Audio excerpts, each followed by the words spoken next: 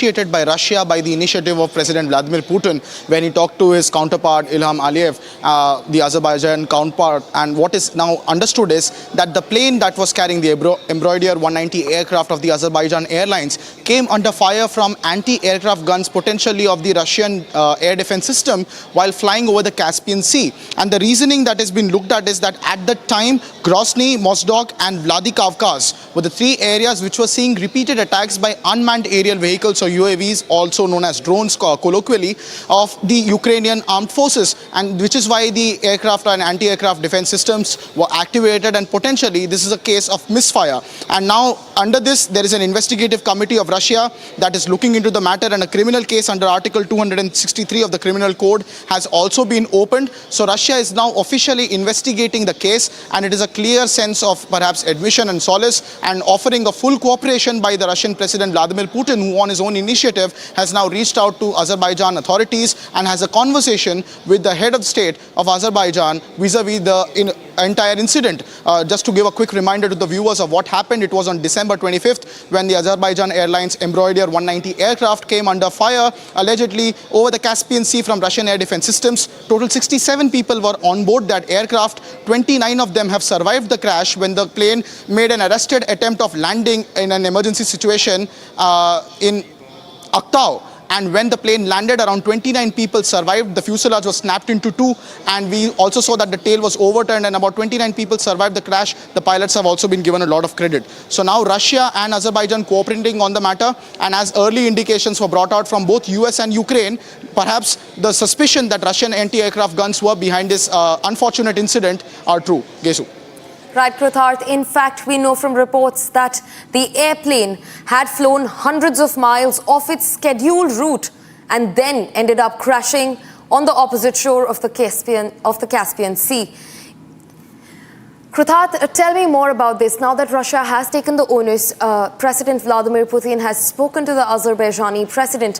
What do you think will be the next step? Is there any clarity on that now that Russia has taken onus of Indeed, it is a significant development that Russian President Putin has had this conversation and that Russia has opened a criminal case. Usually under such circumstances, it would be an approach where denial and plausible deniability would be a factor. But Russia taking initiative here and opening an investigation shows that they are very much sorry for what happened essentially, and they want to extend all possible cooperation to Azerbaijan, which is a very valued partner for the Russian Federation. So in a way, it is also a signaling of the unfortunate incident in which a passenger aircraft became a target. But it is also in a matter in which the Russian authorities will try to give reasoning as to how UAVs from Ukraine were targeting these particular areas, due to which unfortunate misfire took place. And now it depends on what sort of proceedings will go on and what will be the result of this Russian investigation. That remains to be seen. But for now, Russia seems to be on the back foot, acknowledging its mistake and perhaps taking some measures for recourse. Back to studio. Right, Krutharth.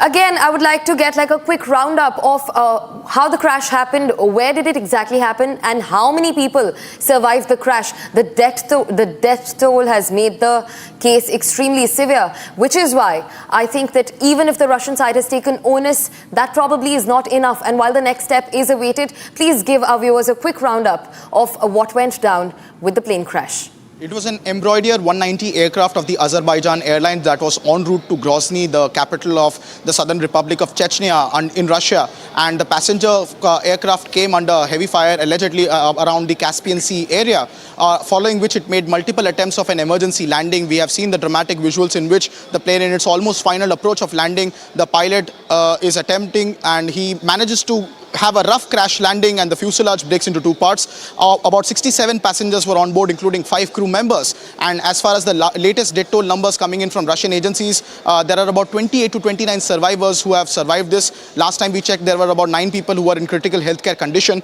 Apart from that, an estimated around 38 to 40 people, or 42 is the highest number that we are looking at in terms of the casualties that we have seen in this unfortunate human tragedy that was experienced on December 25th. Back to studio. Right, Krutharth. Russia's aviation chief, in fact, I'm just getting this in, has said that a Ukrainian drone attack, like you said, was underway in the region of Chechnya. At the time, the Azerbaijani airliner attempted to land before diverting to Kazakhstan and crashing there earlier this week. Dmitry Yadrov, the head of Russia's Civil Aviation Authority, did not comment on statements by an Azerbaijani lawmaker and many aviation experts who blamed Wednesday's crash on the Russian air defense fire. While the Russian side has said that this happened by mistake during the UAV attacks by Ukraine.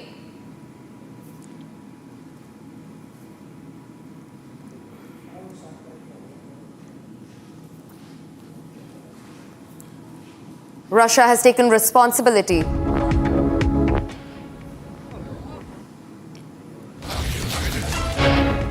Amity has been ranked amongst the top 3% universities globally, a testimony to Amity's globally benchmarked quality.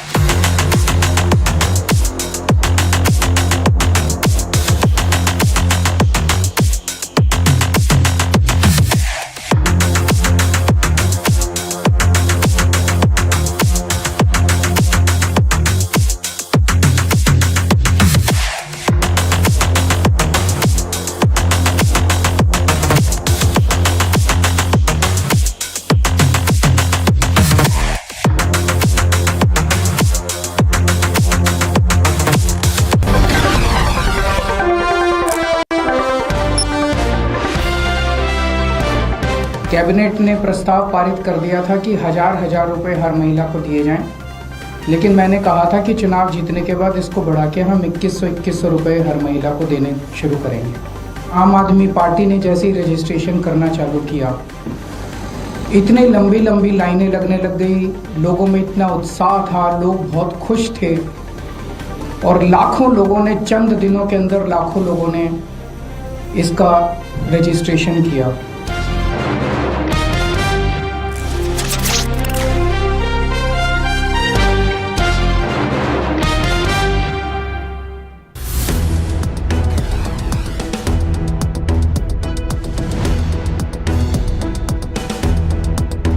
And there you go, a new way to search is here.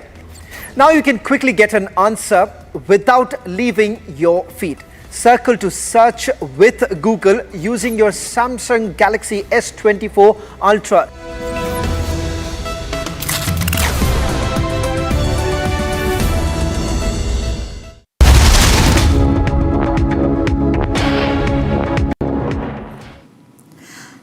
Russia has taken responsibility of the crash of the Azerbaijani plane. Russia said that happened during Ukraine was incessantly raining down UAV attacks on the territories in Russia. We're being joined by retired Wing Commander Praful Bakshi on the broadcast to get us more on the story. Sir, welcome to Republic. I wanted to ask you, now that Russia has taken onus of the crash of the Azerbaijani flight, where were the skirmishes exactly? Russian President Vladimir Putin also had a conversation with the Azerbaijani president, and even then Russia has taken responsibility. They said that UAV drone attacks from the Ukrainian side were being rained down on the Russian territories. But where were the skirmishes? Please explain. Thank you very much to bring me into this controversial issue. In the tactical battle area, the main aspect is very important aspect is the identification of friend or foe. Whether a track, aircraft, or which comes on the radar as a track, whether it is declared as a friend or foe, enemy, against which the action has to be taken. Now, this is what happens when the entire air defense zone is cluttered up with lot of aircraft flying, friendly, foreign drones, all this thing, then the identification becomes difficult. It is not that they wanted to shoot it down, but this is a misidentification which was mistaken for an enemy. And I am happy that President Putin has admitted that their identification officer, MNIO, has made a mistake. The sector commander made a mistake, and this aircraft was taken for enemy aircraft. This has happened in 1971 war. This has happened in many times where air-to-air interceptor has shot down a wrong plane, ground batteries have shot down a wrong plane, a wrong object flying in the air. This aspect is a very serious aspect, but at least it has brought out one point absolutely clear, that where Russia stands. Russia's policy is there. They say that they have been inundated, they have been, being troubled by the various drones launched by Ukraine, and this is possibly what happened when the air defense sector is overloaded with work. This is what happens when you want to tire the enemy. You keep probing, till such time they make a mistake, and the mistake has been made. So this aspect we have to bring out. But it is not going to stop here. The entire the world body, the international aviation authorities, now they will approach. They have to get together. Right, sir. Thank you for joining us on the broadcast and getting us those details. Viewers, that was retired Wing Commander Praful Bakshi joining us on the broadcast. Russia.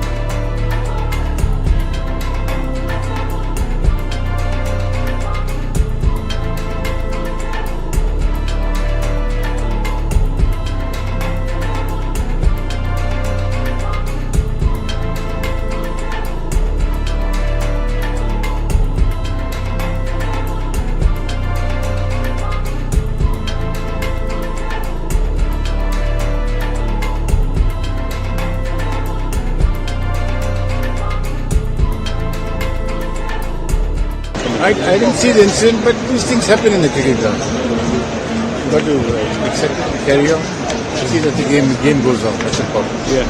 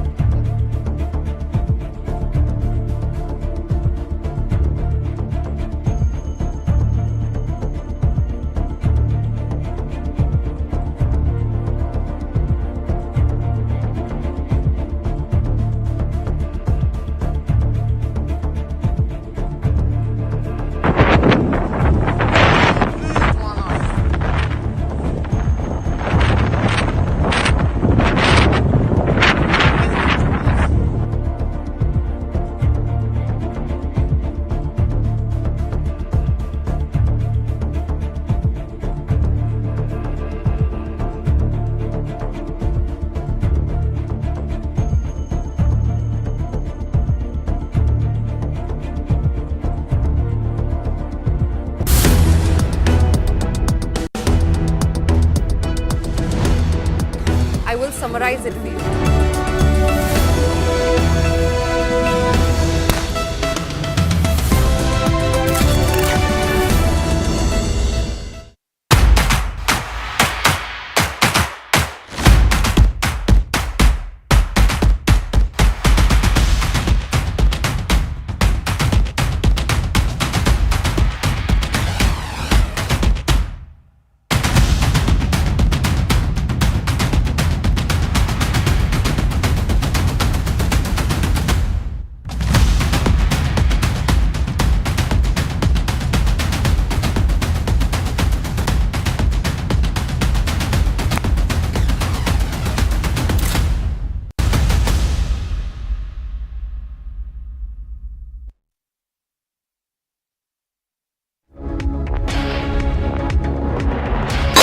This week on Get Me Right, the developments in Bangladesh are creating a serious national security challenge to India's east. Is this a deliberate plan or the situation has gone out of control?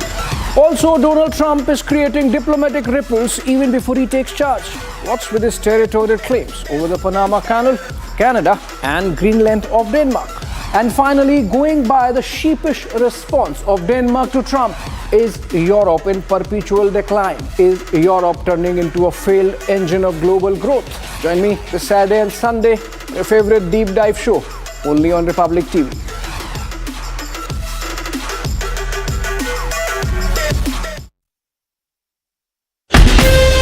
From Asia's largest news headquarters,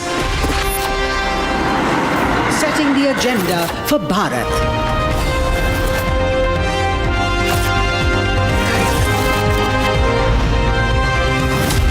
You're watching Republic.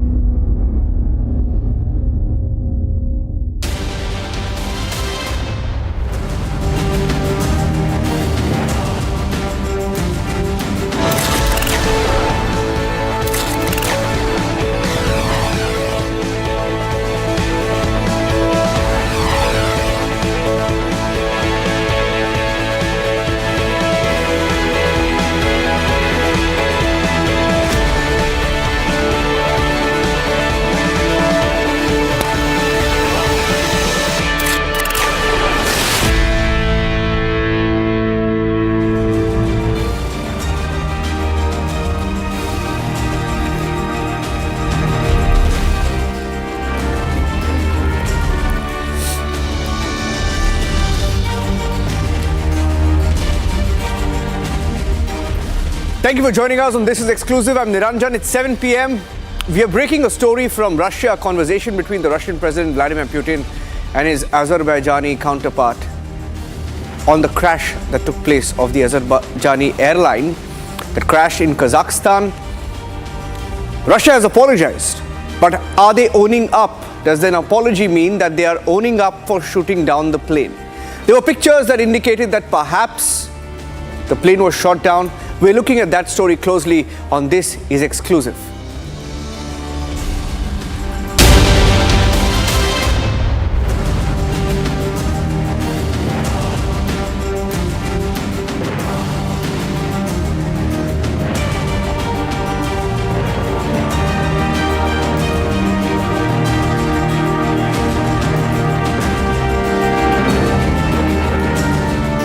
Okay, so let's get you the news summarized with noticed using Galaxy AI on Samsung Galaxy Z Fold 6.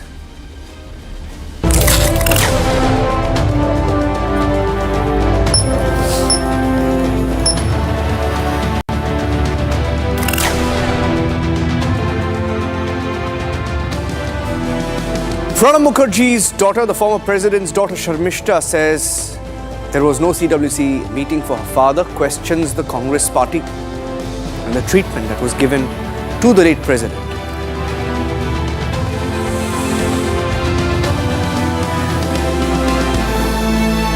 On the memorial for Dr. Manmohan Singh, the Congress has questioned the government. The fight continues this evening as we broadcast the show.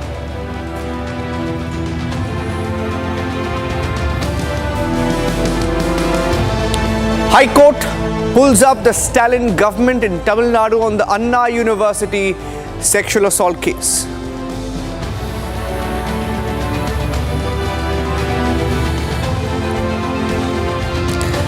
There is a fight ongoing between the Taliban and Pakistan, in which 19 soldiers from Pakistan have been killed. Taliban is retaliating to the strike carried out by Pakistan.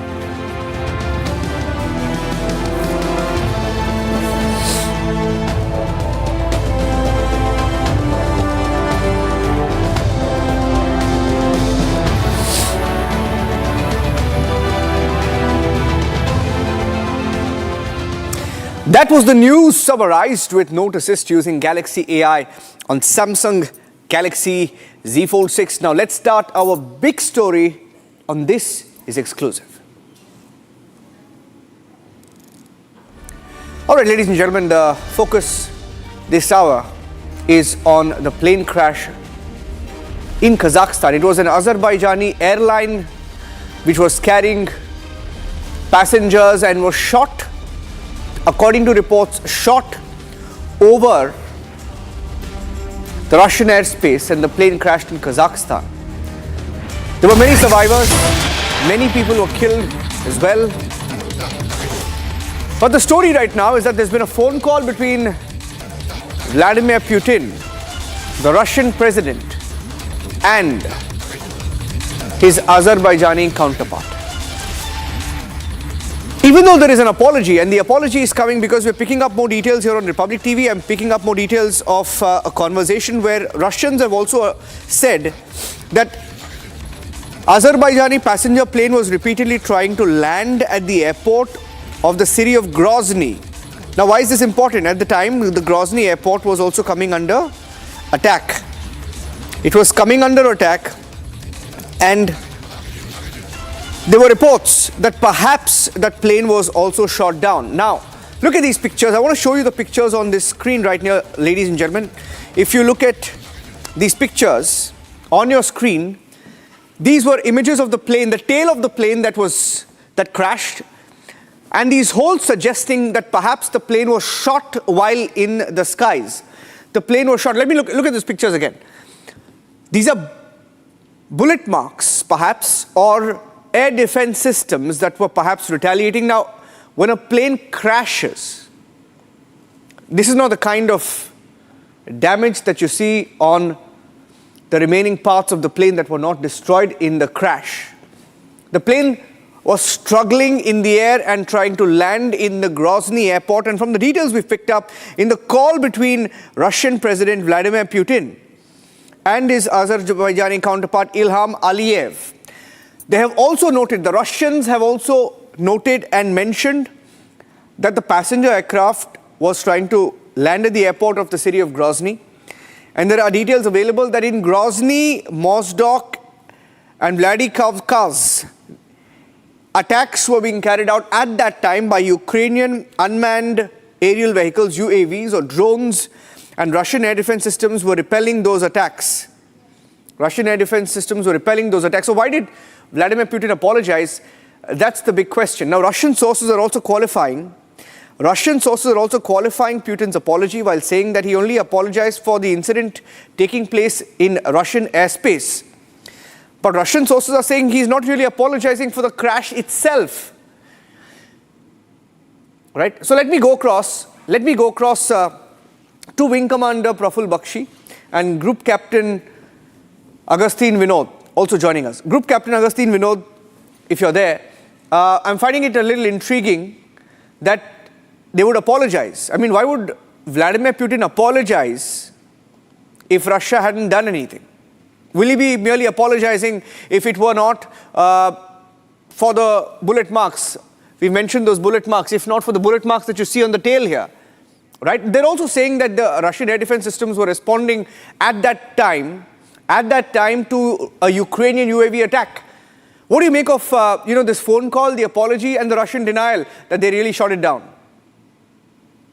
Super question, Niranjan, as usual. And let me try to quickly demystify a lot of myth that is floating around. With the caveat that, I have flown fighter jets. And I have, currently flying such big jets in life. So both ways, I have a lot of experience in flying them. So few aspects that I want to make it very, very clear. A, about the incidents of airliners getting shot down. There are plenty of such examples, including in this area. One thing really pops up. I mean, while we were young, we've heard about Iran Air Flight 655. It took off from Bandar Abbas going to Dubai. In 1988, was shot down by, if I remember correctly, was USS Vincennes. They used a missile. I remember that missile still. It's called RIM 666 or 66 or something like that, and all of them perished. In Iran Air 655 was the most standout civil airliner that was shot down by mistake by USS Vincennes. Secondly, the recent one, MH17 777, I think it was getting airborne from somewhere in Sweden, and it was a regular flight. Even that got shot down. And this one is something which we need to, look at it very closely. Let's look at it a little more closely, and few hints, Niranjan, you've already dropped. First and foremost is about saying sorry. Saying sorry is an apology. Like mistake, bump into you, and I might say sorry, or someone else bumps into you, and I might say sorry for that. So an apology is not really an admission. A. B. The hallmarks, that bullet hole kind of marks that I'm seeing as two important information that is revealing to me. First and foremost is, if it is a heat-seeking missile, Niranjan, it won't hit the tail. Yeah. It will hit the engine in that portion, because that is where the heat is. There is not much of heat in the tail. Say if it is a radar-guided missile, then it goes to the center of the mass, where the maximum reflection comes from, and radar-guided missile tends to hit on the wing root and that area where the mass is the maximum. Yes. Thirdly, 99% of the air-to-air missiles in the region is not designed to score a direct hit. They have something called a proximity fuse, and you have those sharpeners, like you rightly pointed out, Niranjan, comes out like a balloon or like an umbrella, and the aeroplane flies through that umbrella, and you score a hit and the aeroplane goes down. More often than not, the holes that is created by the sharpener are oval in shape, because both of them are moving at great speeds with each other. In this case, it is oval in shape, but it should be even more elongated. Secondly, there are few holes which are curling outwards. That is also raising a lot of doubt in my mind. Thirdly, and which you rightly covered, Grozny was under attack. Grozny was under attack from Ukraine, and Russia was trying to defend it. So there were few UAVs were flying there. In that area, it was an active air defense war zone, let me put it. Some air war was taking place. And that is the time this aeroplane goes there. Did it get hit there? That is the most important point, Niranjan. And secondly, I put the aeroplane behind me. If you can get me in slightly bigger view, I'll show something to the viewers. There's something called THS, Trimmable Horizontal Stabilizer. Contrary to common belief, pilot does not move the tailplane. He moves only a portion of the tailplane called elevator. The entire tailplane moves with something, with the help of the computer in the Embraer's case. If the computer doesn't work, you use a wheel and try to trim the horizontal stabilizer. Its purpose is to relieve the pilot from the pressures on the stick. Its purpose is not to fly the aeroplane. Push comes to shove, you can stabilize or try to stabilize the aeroplane, but the aeroplane doesn't get stabilized, Niranjan, so easily using THS. And the pilot was so experienced that he flew for so long and tried to, achieve a landing with only trimmable horizontal stabilizer, which tells me the control connections to his elevator were severed. He did not have any elevator control at all. He was trying to fly and land the aeroplane with the THS, trimmable horizontal stabilizer, which is next to impossible to do. There have been a crash earlier also where they've tried to do it and they crashed on the runway. Half of them perished and half of them survived. A similar case as this.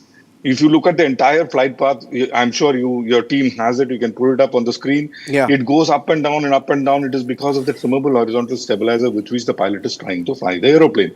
I have tried flying this in simulator with THS. It's extremely difficult to do. Wonderful job done by the pilot by trying to cushion the kind of impact, and so many people survived to tell the tale. Over to you, Niranjan. Yeah, I want to bring in Wing Commander Praful Bakshi, and we have two pilots who've served in the Indian Air Force, so they know how air defense systems work. Wing Commander Bakshi and Group Captain Agustin Vinod on the broadcast with us. It's a breaking news story, and Republic broke the story this evening, and we also checked with the Russian sources, the Russian government sources as well, which have responded, and a very interesting response. Let me actually read out the response for you. The response that came in from the Russians read, and I'm going to read out the exact portions, right? They said the apology is for the fact that such an incident occurred in the Russian airspace. It does not really equal an apology for the crash itself.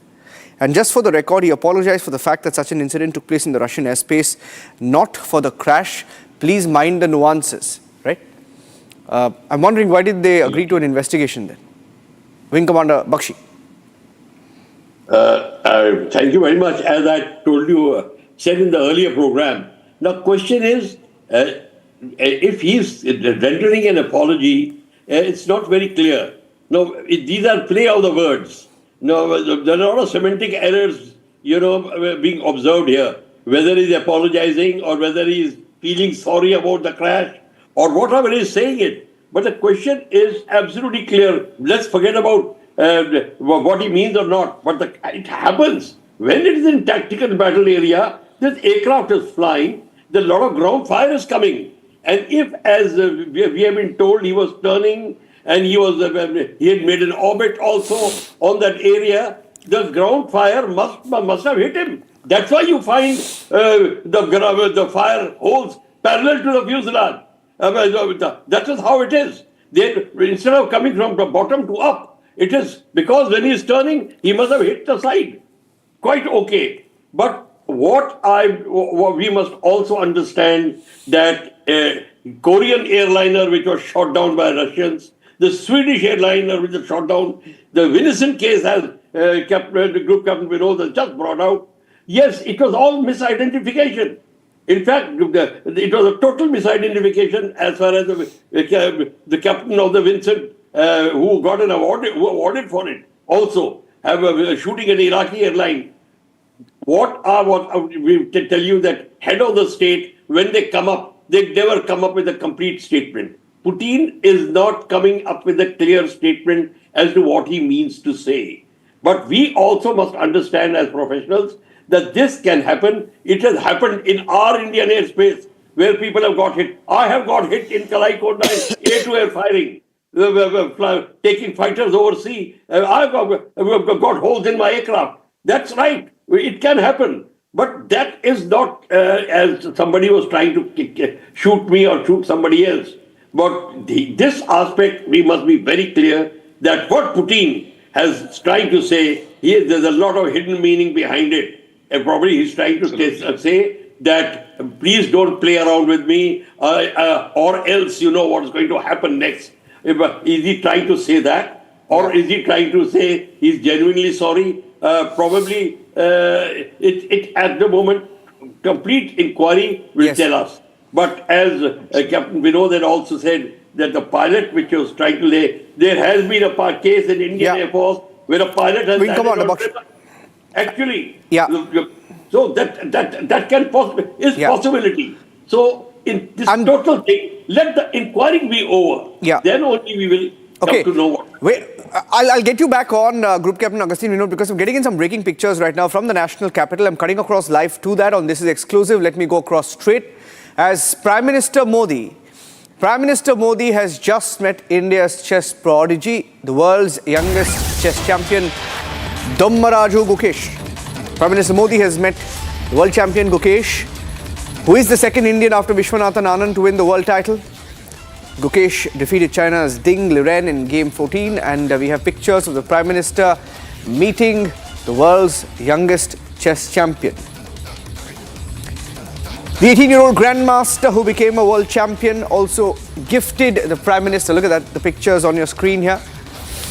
He also gifted the Prime Minister a signed chessboard, and those images came in some time back.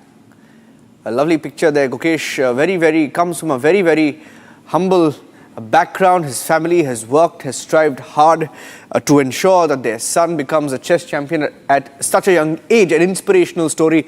And the pictures that you have of him gifting the Prime Minister a chessboard, which has been autographed by Gukesh and his opponent, Ding Liren, and a memento for the Prime Minister to cherish for a long time. I'm leaving with those pictures on This Is Exclusive, ladies and gentlemen. As I come to the end of this newsreel, let's record and summarize with Note Assist using Galaxy AI on Samsung Galaxy Z Fold 6.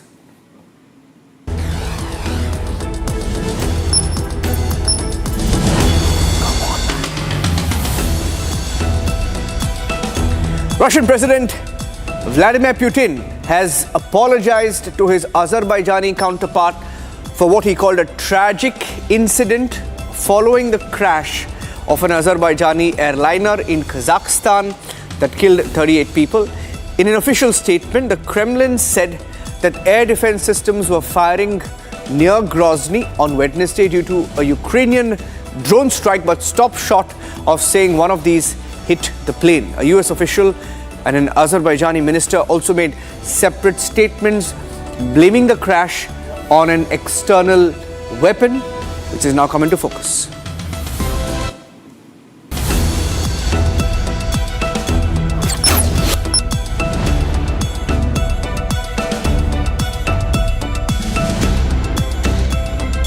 And there you have it, ladies and gentlemen, the precise reading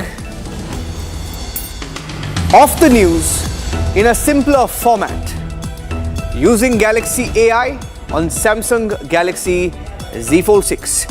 We will be back with the headlines in just a few minutes. Stay tuned.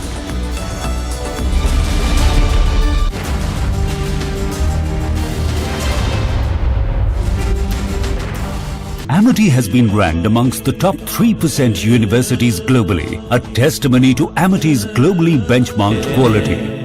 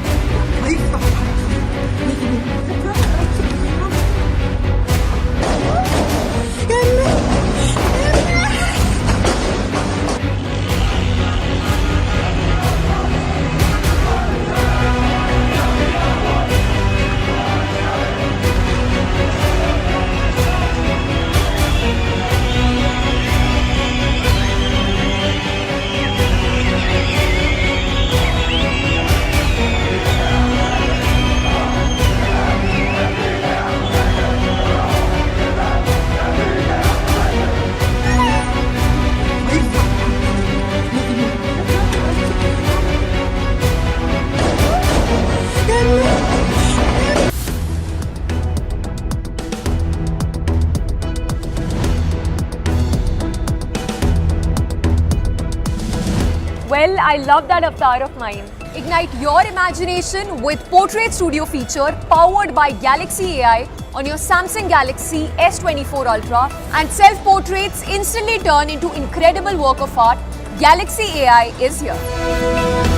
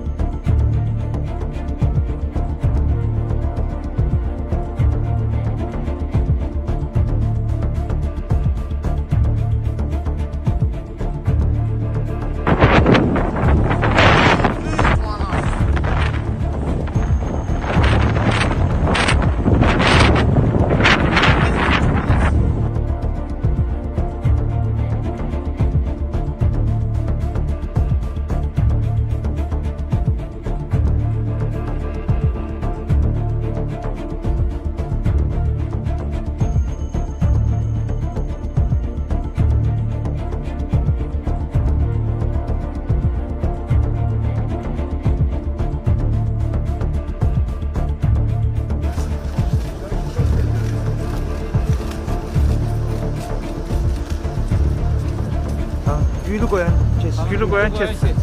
Güllü koyan çeksin. Dayanma.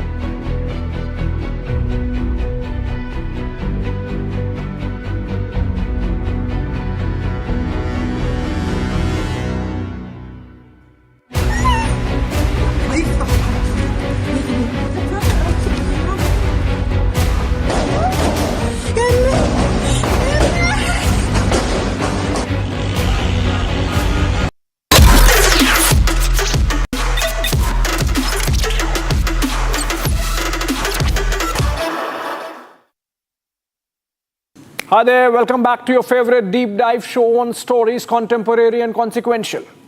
This week we revisit the developments in Bangladesh. Third time we do since August. And the reason is the national security challenges that are emanating from Bangladesh for India.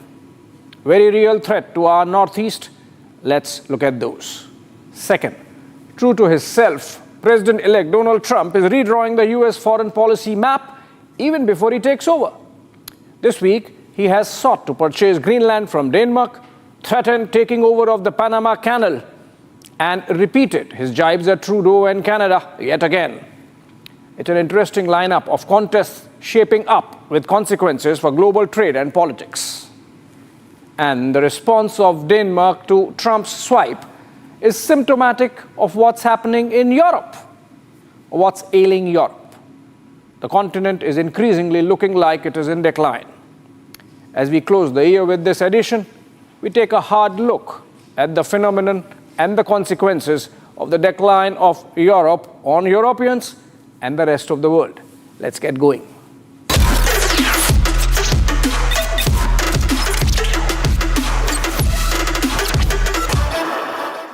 This week was chock-a-block with developments in our eastern neighborhood. Bangladesh, in turmoil since the August strife that deposed Prime Minister Sheikh Hasina, sent an extradition request to get her back twice in a span of 48 hours. It would have been surprising given that our Foreign Secretary Vikram Misri was in Dhaka for a day just a fortnight ago, and sources tell me nothing on this front came up during the discussions. It is not surprising, however, if you piece together the events of this week and connect the dots. The day that Hasina's extradition was sought, Mohammad Yunus regime appointed Nasim ul Ghani the Home Affairs advisor to the government. That's an interesting choice. Ghani is one of the founders of Hizb ut-Tahrir, a proscribed terror organization in India and Bangladesh. HUT played a behind-the-scenes role in hijacking the students' protests and turning them into a regime change operation, along with the Jamaat cadres during the July-August turmoil. Originally set up in Palestine in the 1950s, Hizb ut-Tahrir has since developed pan-Islamic presence across Muslim countries. The Bangladesh chapter came up in the year 2000 when Begum Khaleda Zia-led BNP government was in power. It aims to form a Sharia-compliant caliphate in the Muslim world, if need be with the use of violence and terror. Banned in Bangladesh by Hasina in 2009, Ghani's appointment puts the organization en route to revival. Worryingly for us, its cadres are active in at least 4 states of India, and the NIA charge-sheeted 2 of them in Tamil Nadu just this week in a terror case. They were arrested in the month of June after surveillance found them recruiting youth to indulge in terrorism by way of online and offline indoctrination. Days before this appointment, another key aide of Yunus, Mahfouz Alam, posted on his Facebook page a map of what some Bangladeshis call the Greater Bangladesh, a territorial fantasy that includes parts of Tripura, Assam, Meghalaya and Bengal in their country. That was provocative and the post was promptly deleted. Perhaps it was aimed at eliciting the response it got. Remember, Alam is the same guy introduced by Yunus as the mastermind of the August uprising in Dhaka to his New York audience. Also this week, a Dhaka court freed former minister and BNP leader Abdus Salam Pinto. Now, who is this Pinto? He was accused of organizing terror training camps for Harkatul Jihad-e-Islami, or Huji, the Pak-occupied Kashmir-based anti-India terrorist organization carrying out acts of terror in Kashmir Valley in the early 2000s. So obviously, Pinto was on the rolls of Pakistan's ISI. He indulged in these anti-India activities while he was the Deputy Minister of Education in the Khaleda Zia government. He was arrested in 2008 in connection with the 2004 Dhaka grenades attack on an Awami League rally in which 24 League cadres died. Now he's a free man. Released along with him was Lutfuzzama Babar, one of the main accused in the Chittagong arms haul case of 2004. Babar had opposed the birth of Bangladesh in 1971 and created a militia that fought alongside the Pakistan army against the Mukti Bahini and the Indian army. He's also a free man now. gives you an idea of what mentality is controlling events in Dhaka today. You know what's the Chattogram or Chittagong arms haul case? 10 trucks of arms and ammunition meant for ultras in India's northeast were intercepted in Chittagong. The supplies were brokered by Pakistan's ISI, picked from China in a Chinese ship and brought to Bangladesh via Thailand when they were intercepted based on an Indian intelligence operation. Hang on, there's more. Also this week, a Bangladeshi court commuted the death sentence of Ulfa terrorist Paresh Barua to life term in jail. Now hiding somewhere in China, and our agencies know where, Barua was provided a safe house in Bangladesh for a long time when BNP was in power in Dhaka. Guess what? During the Chittagong arms haul that I just mentioned, Barua was coordinating from one of those safe houses there for the onward journey of the contraband to India's troubled northeast. In effect, we're back to square one. After the peace dividend of Hasina years, the present establishment in Dhaka is hell-bent on promoting anti-India circumstances. Yunus might have personal motivations against Hasina. For in a case of excess, he was convicted and sought to be put in jail by her government last year. Maybe that is the reason why he has been picked. But the larger agenda is to create a situation in which India's national security gets compromised. It's getting visible as we speak. One Bangladeshi national, Saad Radi, was nabbed by Assam police from Kerala a few days back. Radi is an active member of the Al-Qaeda affiliate Ansarullah Bangla team, the ABT, whose leader Jashimuddin Rahmani was released by the Yunus regime in August itself.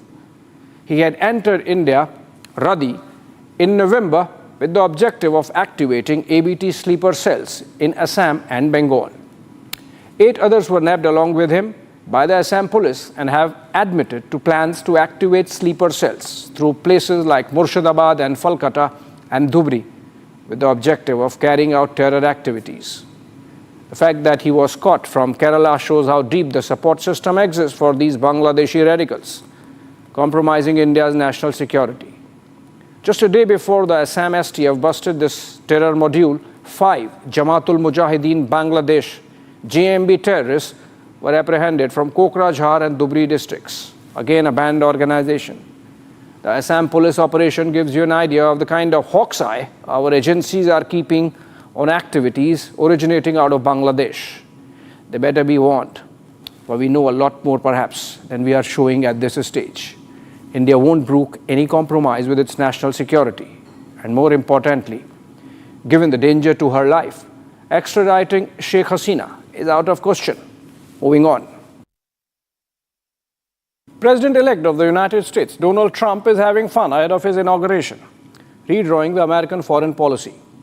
If he executes in office what he has been saying as a build-up, not just the foreign policy, Trump might end up redrawing the map of the United States of America itself. Over this week, part jokingly, often seriously, Trump has claimed American national interest over the Panama Canal, over Greenland, which is part of the Kingdom of Denmark, and of course called Canada 51st state of the USA umpteenth time. The joke bit is reserved for the last one, for Justin Trudeau specifically. The Canadian PM has been made to pay obeisance at the Mar-a-Lago residence of Trump, and a day after the meeting called the governor of the state of Canada just to rub in the insult. In a preemptive move, Trudeau made his deputy PM and the finance minister, Chrystia Freeland, leave the government, hoping to mollycoddle Trump, but to no avail.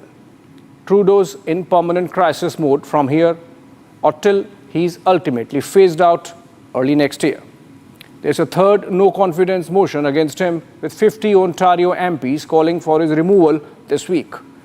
Latest opinion polls show 73% of overall Canadian voters and 43% of Liberals want him out.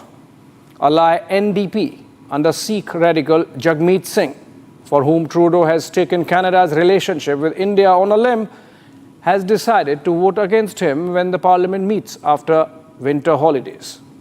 Trudeau's decision to impose an emergency during the 2022 truckers' protest has been declared unconstitutional by courts, and Trudeau faces charges of personal corruption in connection with the foundation in his father's name. Canadians are facing a long-running housing crisis, unaffordable rents, double-digit inflation, unemployment inching closer to double digits, and the economy in a mess. Guess they might not mind becoming the 51st state of the USA if continuing to have Trudeau as PM is their only other option. Trump perhaps sees that. But the American president-elect's more serious charge came against Panama, one which has geopolitical consequences. Trump told a conservative conference in Arizona that Panama was charging U.S. ships ridiculous, highly unfair fees to use its namesake canal. That if the rip-off did not stop, he would demand the canal to be returned to the United States.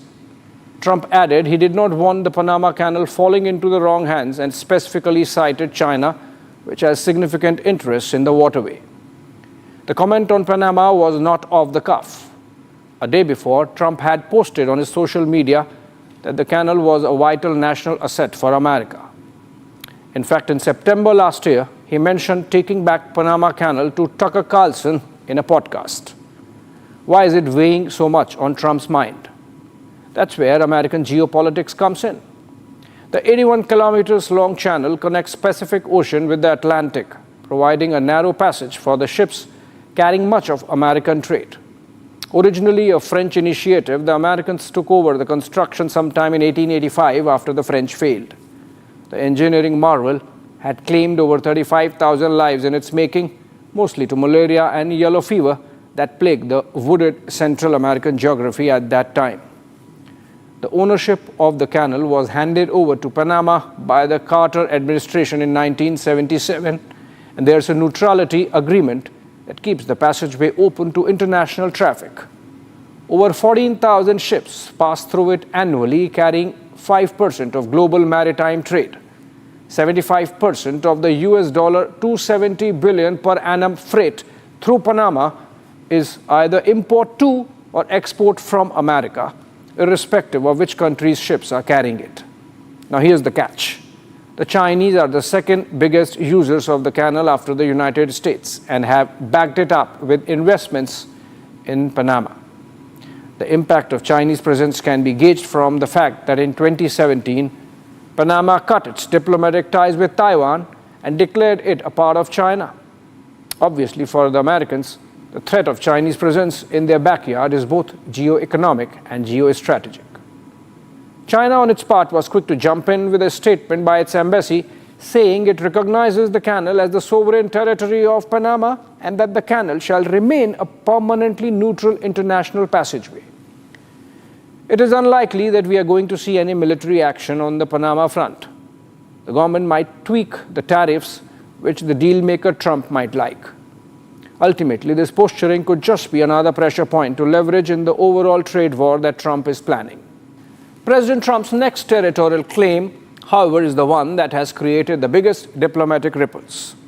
Nursing a grudge from his last term, perhaps, Trump crossed the Atlantic this time and reached for Greenland, an autonomous territory of Denmark. In 2019, too, he had sought to purchase the island from the kingdom. Greenland is in the Arctic Circle, is rich in minerals, and it straddles the shortest route that connects north of Europe with North America.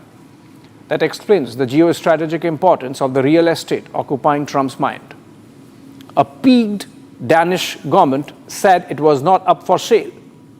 What must have got the Danes worried is the use of words absolute necessity by Trump. They want to take it by force. Again, unlikely.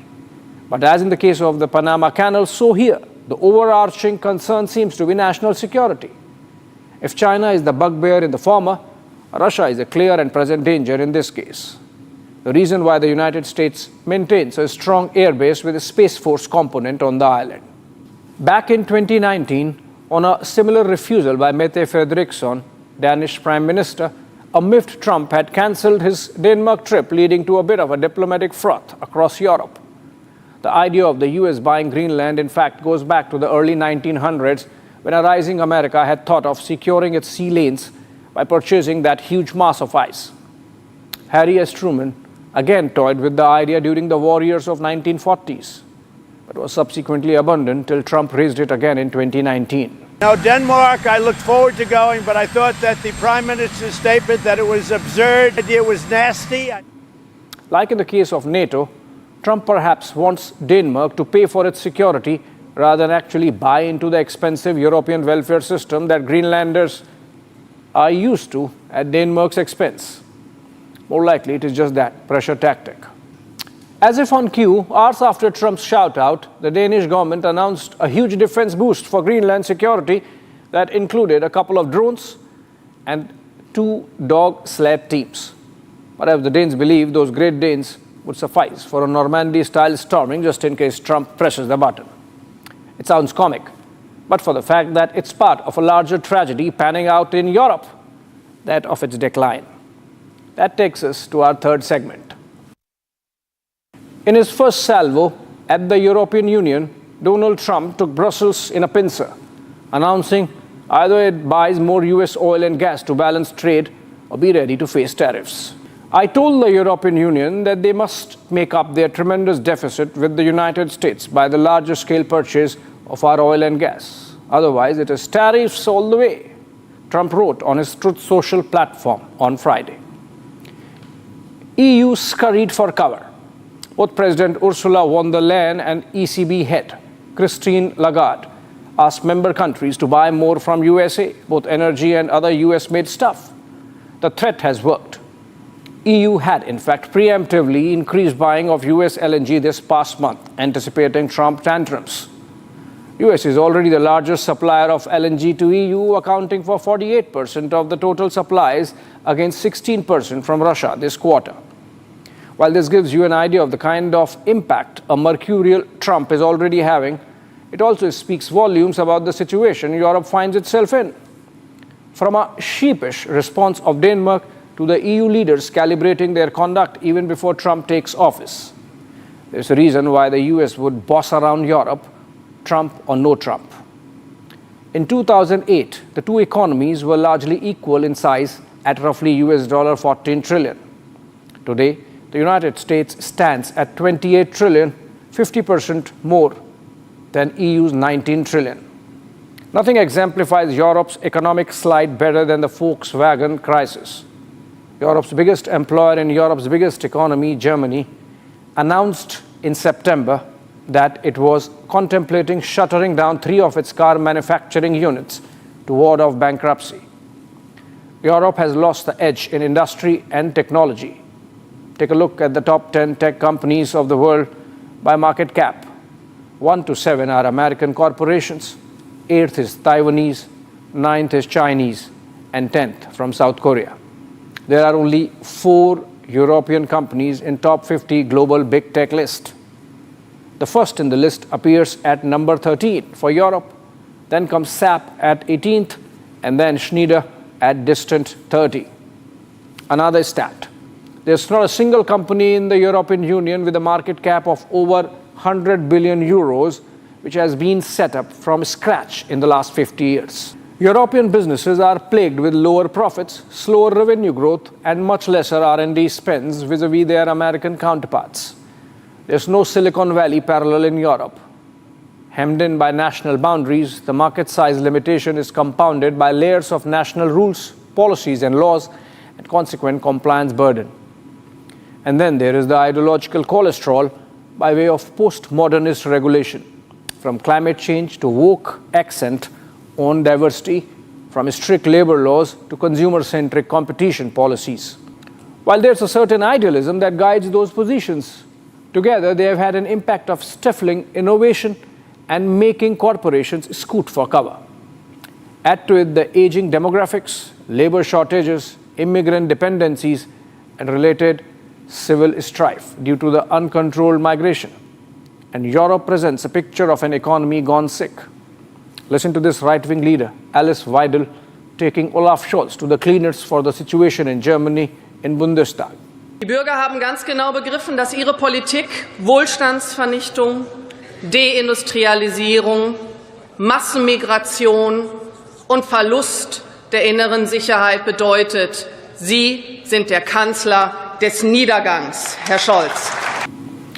You are the chancellor of decline, she said in this speech. around the time that Volkswagen made that shuttering decision. Since the year 2008, 30% of unicorns born in EU countries have migrated to the United States. Not that the leadership is not aware. A committee was set up to diagnose the sickness and prescribe a way out by the European Commission. Former ECB president and one of Europe's sharpest economic minds, Mario Draghi, was tasked to present a vision for the future of Europe. The Draghi report admits that European foundations are shaken. Europe missed out on the tech revolution led by the internet and the consequent productivity gains.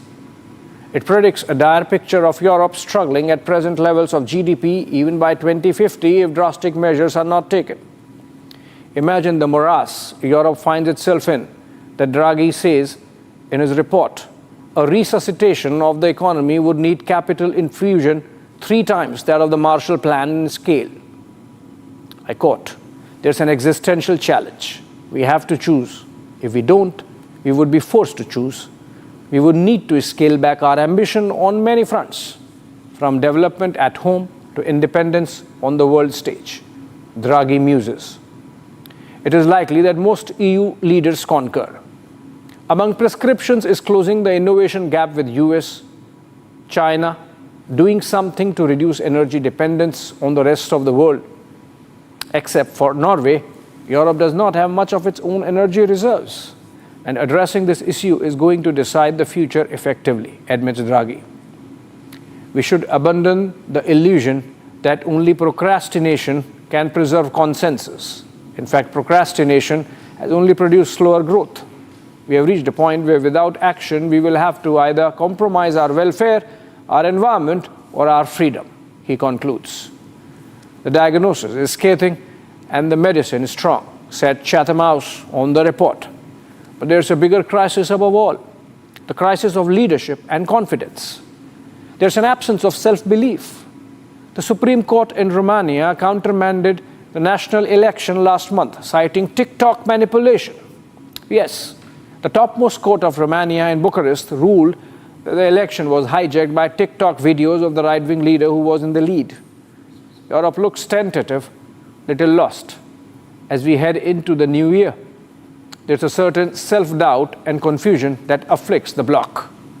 Scholz just lost his government in Germany. Emmanuel Macron has faced headwinds post the EU elections, shuffling 2 prime ministers. Starmer already looks directionless. Of course, UK is Europe, but not EU.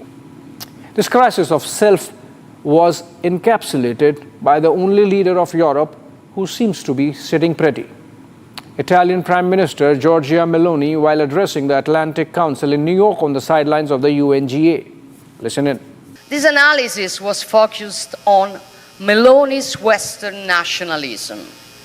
The author, which is called Dr. Constantini, argues that my political belief is in what might be called Western nationalism, a thought which at its heart embodies the survival and renaissance of Western civilization, which according to Constantini is new to the European scene. Her solution to the decline of Europe? Greek philosophy, Roman law, Christian humanism, and Michael Jackson. Thanks for watching.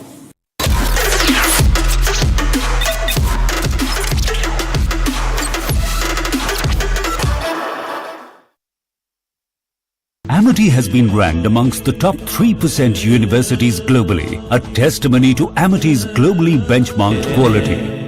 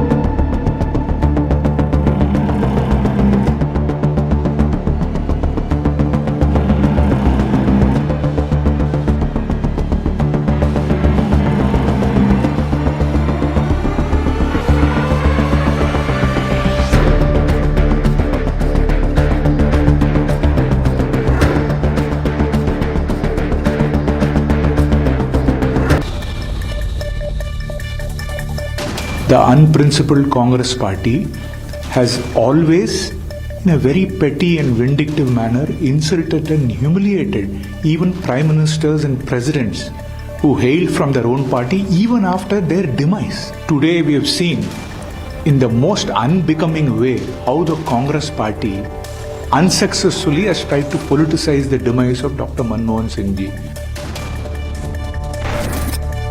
जातन लागे सो तन जाने, किसी party का मसला नहीं है, देश के गौरवमयी इतिहास का सवाल है। ये इंसान खास था, ये इंसान जीता जागता इतिहास था। The Congress party had, as I said earlier, they are constantly illustrating on it. The hypocrisy, the disrespect. We see the petty politics which has been played by the Congress party on the whims and fancies of the dynastic rule of the Congress party.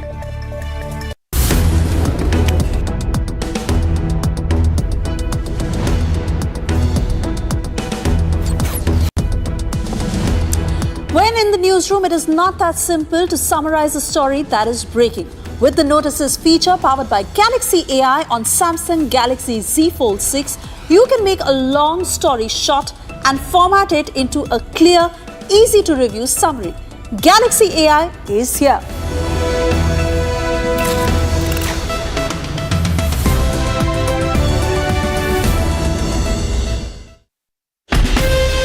From Asia's largest news headquarters,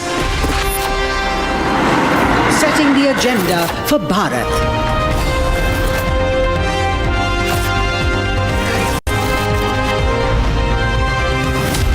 You're watching Republic.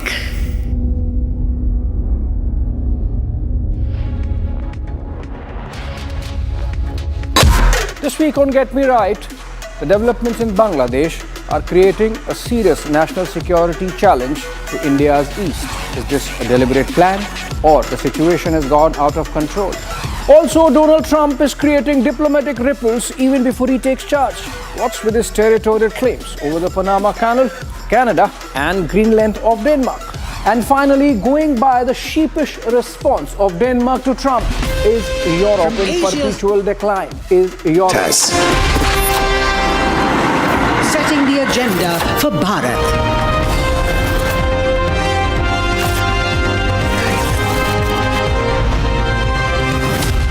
You're watching Republic.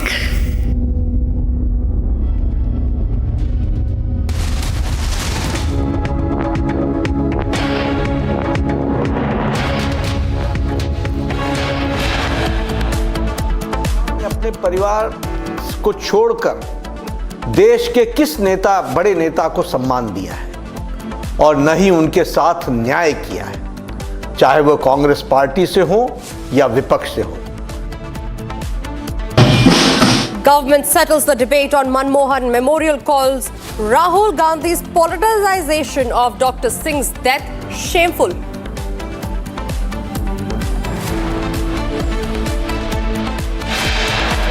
बाबा का जब निधन हुआ तो मैं तब कांग्रेस में थी, active politics में थी, लेकिन मुझे हैरानी इस बात से हुई कि कोई फॉर्मल CWC बुला के कोई रेजोल्यूशन कॉन्डोलेंस मैसेज नहीं पास करवाया गया। Pranab Mukherjee's daughter Sharmishta Mukherjee slams the Congress, says no condolence adopted when the former president passed away.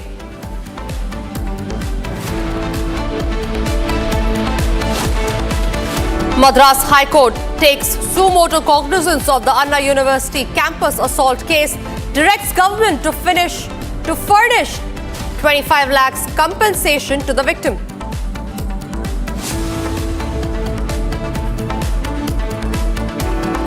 हम तो लोगों को कह रहे हैं भाई जो लोग इस योजना का लाभ चुनाव के बाद उठाना चाहते हैं वो आके रजिस्टर करो। तो आज ये जांच के नाम पे इस योजना को बंद करना चाहते हैं। अभी तो ये शुरू भी नहीं हुई है। ये तो हमने एक तरह से चुनावी घोषणा की थी कि चुनाव जीतेंगे तो उसके बाद हम ये लागू करेंगे। BJP versus Aam Aadmi Party over welfare scheme row.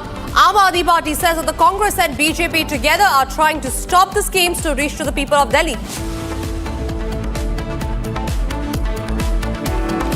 And Russian President Vladimir Putin issues apology to Azerbaijan counterpart says while responding to Ukrainian UAV assault, Russia's air defense inadvertently struck the passenger plane.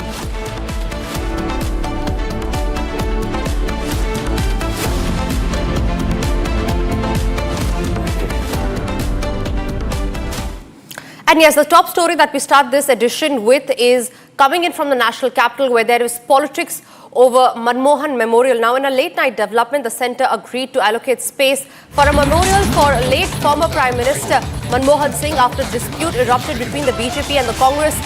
The politics is now escalated, with BJP President JP Nadda questioning Rahul Gandhi and saying that the shameful act of the Congress to politicize Dr. Manmohan Singh's memorial is unacceptable. JP Nadda has alleged that Rahul Gandhi and the Congress party has insulted Dr. Manmohan Singh's legacy by questioning the memorial.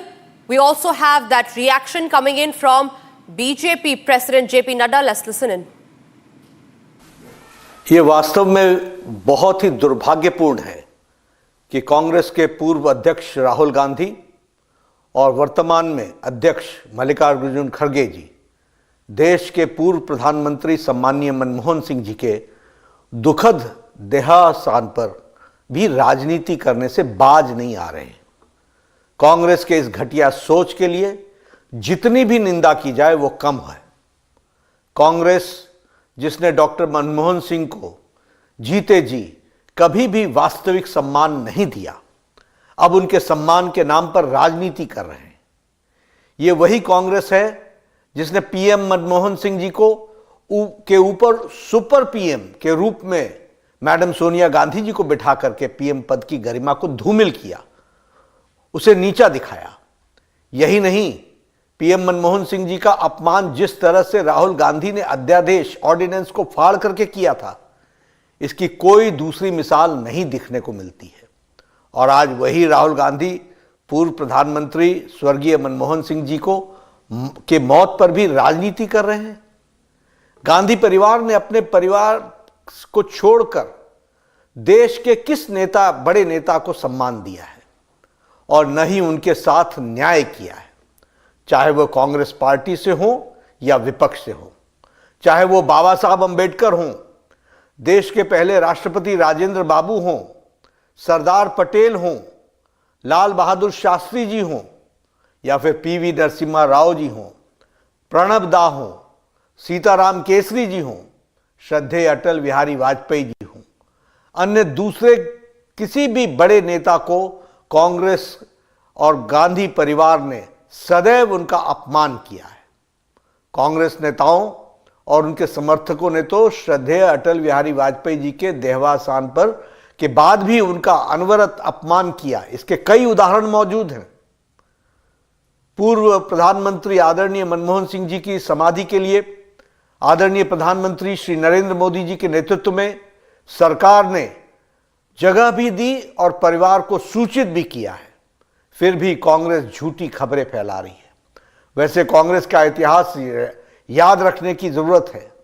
23 दिसंबर 2004 को पूर्व प्रधानमंत्री श्री नरसिम्हा राव जी के निधन के बाद दिल्ली के राजघाट परिसर में समाधि स्थल बनाए जाने की मांग की गई थी, लेकिन उस समय सोनिया गांधी जी ने उनको नामंजूर कर दिया था। उनके पार्थिव शरीर को कांग्रेस के दफ्तर में जगह तक नहीं दी गई थी। कांग्रेस नहीं चाहती थी कि नरसिम्हा राव जी का अंतिम संस्कार दिल्ली में हो और बाद में उनका अंतिम संस्कार हैदराबाद में किया गया। ये प्रधानमंत्री श्री नरेंद्र मोदी जी थे जिन्होंने 2015 में नरसिम्हा राव जी के लिए एक स्मारक की स्थापना की और 2024 में भारत रत्न देकर उनका मान बढ़ाया, सम्मान दिया।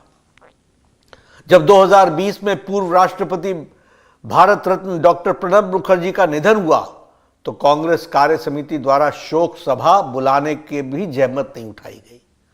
कांग्रेस को याद हो या न हो, लेकिन उनकी याददाश्त के लिए मैं बता देना चाहता हूं कि 2013 में कांग्रेस की यूपीए सरकार ने राष्ट्रीय स्मृति बनाने का निर्णय लिया था और तय किया था कि किसी भी नेता के लिए अलग से समाधि स्थल नहीं बनेगा। ये हमारे प्रधानमंत्री श्री नरेंद्र मोदी जी हैं जिन्होंने प्रधानमंत्रियों के कर्तृत्व के लिए याद रखने के लिए, उससे देशवासियों को परिचित कराने के लिए पीएम संग्रहालय बनवाया, जबकि कांग्रेस ने केवल अपने परिवार के लोगों के स्मारक और समाधियां बनवाई। सम्मान का असली मतलब सीखना है तो आदरणीय प्रधानमंत्री नरेंद्र मोदी जी से सीखना चाहिए। एक अनुमान की माने तो कांग्रेस सरकारों द्वारा देश में करीब 600 सरकारी योजनाएं, शिक्षण संस्थानों, अवार्डों, सड़कों के नाम, नेशनल पार्कों के नाम, म्यूजियम्स, एयरपोर्ट, बंदरगाह, इमारतें और खेल के नाम पर, नेहरू गांधी परिवार के नाम पर रखे गए, जबकि बाकी शख्सियतों के नाम पर योजनाएं केवल उंगली पर गिनने लायक हैं, उंगली पर गिनी जा सकती हैं। सिद्धांतहीन कांग्रेस के ऐतिहासिक पापों को हमारा देश कभी नहीं भूलेगा और कभी माफ भी नहीं करेगा। राहुल गांधी जी, मल्लिकार्जुन खड़गे जी और कांग्रेस पार्टी के अन्य नेताओं को ऐसी घटिया राजनीति से बाज आना चाहिए। And we shift our focus to breaking news coming in from Mumbai, where we learn that a case of reckless driving has been reported in Mumbai's Kandivali area, where a speeding car hit two employees working near the metro station at around 1:45 a.m. last night. One of the victims was declared dead upon arrival at the hospital, while the other is undergoing treatment. The driver of the car, along with the Marathi actress Urmila Katenkar, who was also present in the vehicle, was injured in the accident. A case has been registered at Samtanagar police station under relevant sections, and further investigation is underway. So that's the latest that's coming in from Mumbai, where, remember, and a Marathi actress's car has hit two people. One had been brought dead to the hospital. The other has been injured grievously. We also have Satya Prakash joining us live on the broadcast on this story. Satya Prakash, क्या हुआ था उस रात? बताया जा रहा है कि ये कल रात की खबर है. 1:45 a.m. is when we are being told that the accident happened. क्या खबर है? किस तरीके से ये एक्सीडेंट हुआ?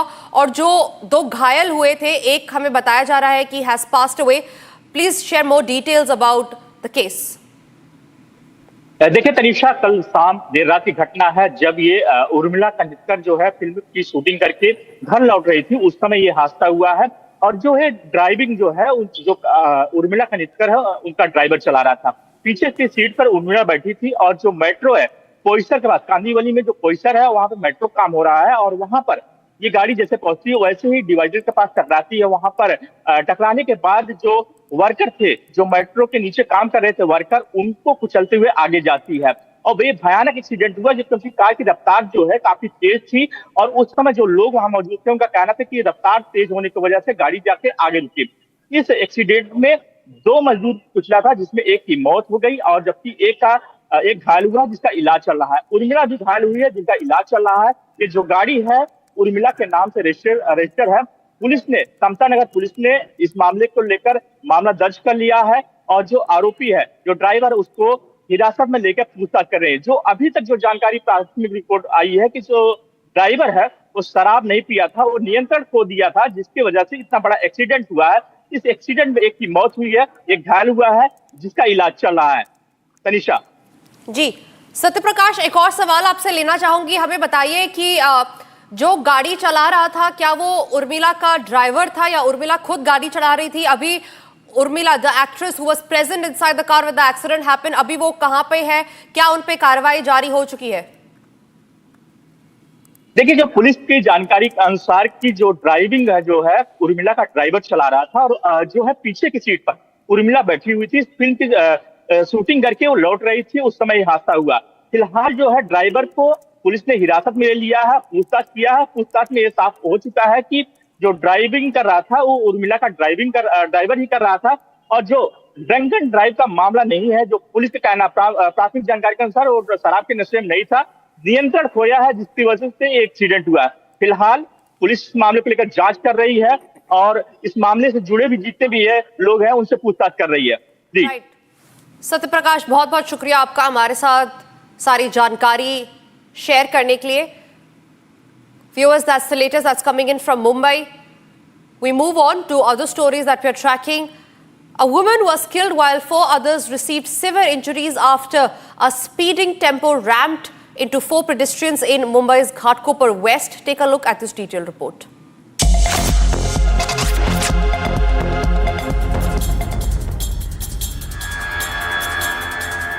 In another horrific accident from Mumbai, a speeding tempo ran over 5 people in Ghatkopar West.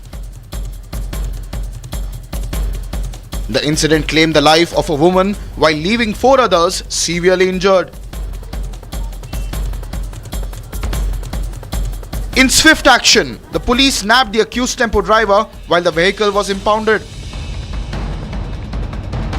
Speaking on the incident, the Zonal Deputy Commissioner of Police said that the driver lost control of the vehicle as it was going at high speed. Soon after the incident, a crowd of locals gathered at the site and caught hold of the accused. The accused was handed over to the Ghatkopar police.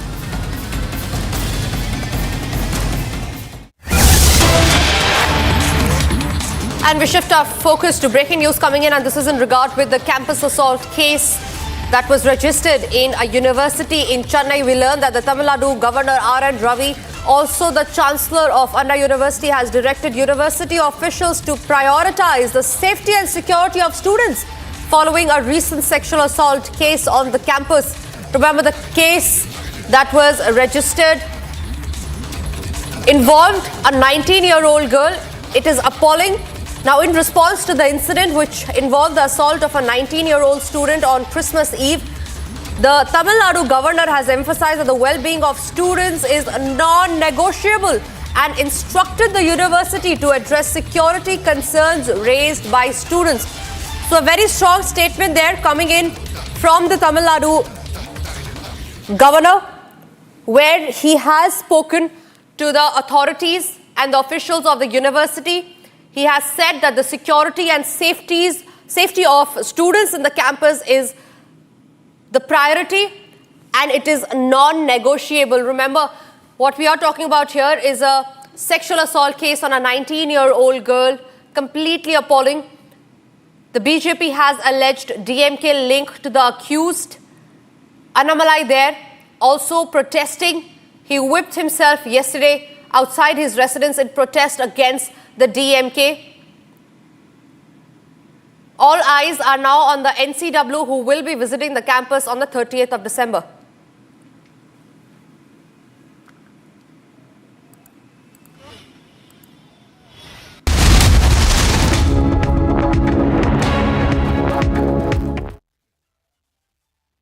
Amity has been ranked amongst the top 3% universities globally, a testimony to Amity's globally benchmarked quality.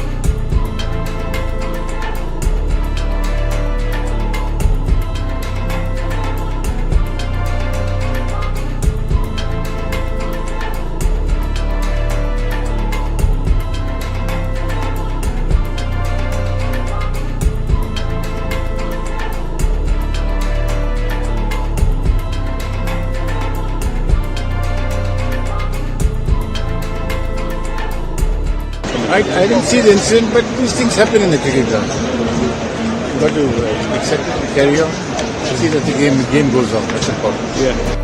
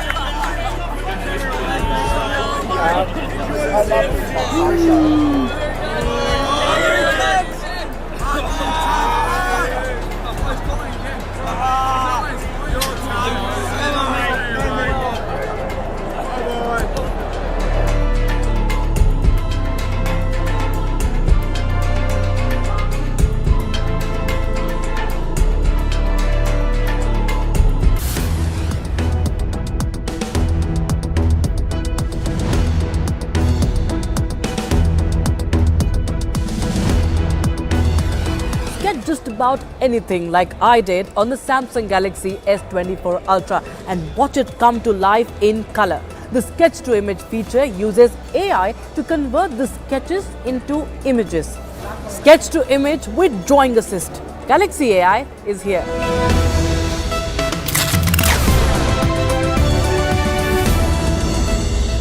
Amity has been ranked amongst the top 3% universities globally, a testimony to Amity's globally benchmarked quality.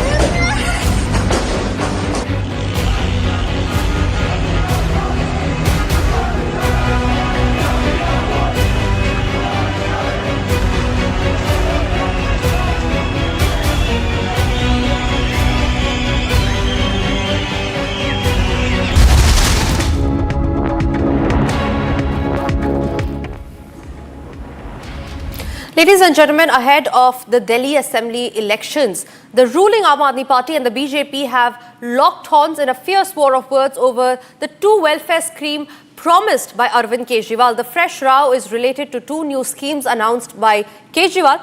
Just few days ago, Delhi government departments distanced themselves from the registration campaign, saying no such scheme exists. As BJP sharpened its attack on the ruling Aam Aadmi Party, Delhi LG VK Saxena ordered a probe into the collection of city residents' personal data by Aam Aadmi Party volunteers for the scheme. First up, listen in to this reaction that's coming in from the Aam Aadmi Party Supremo Arvind Kejriwal.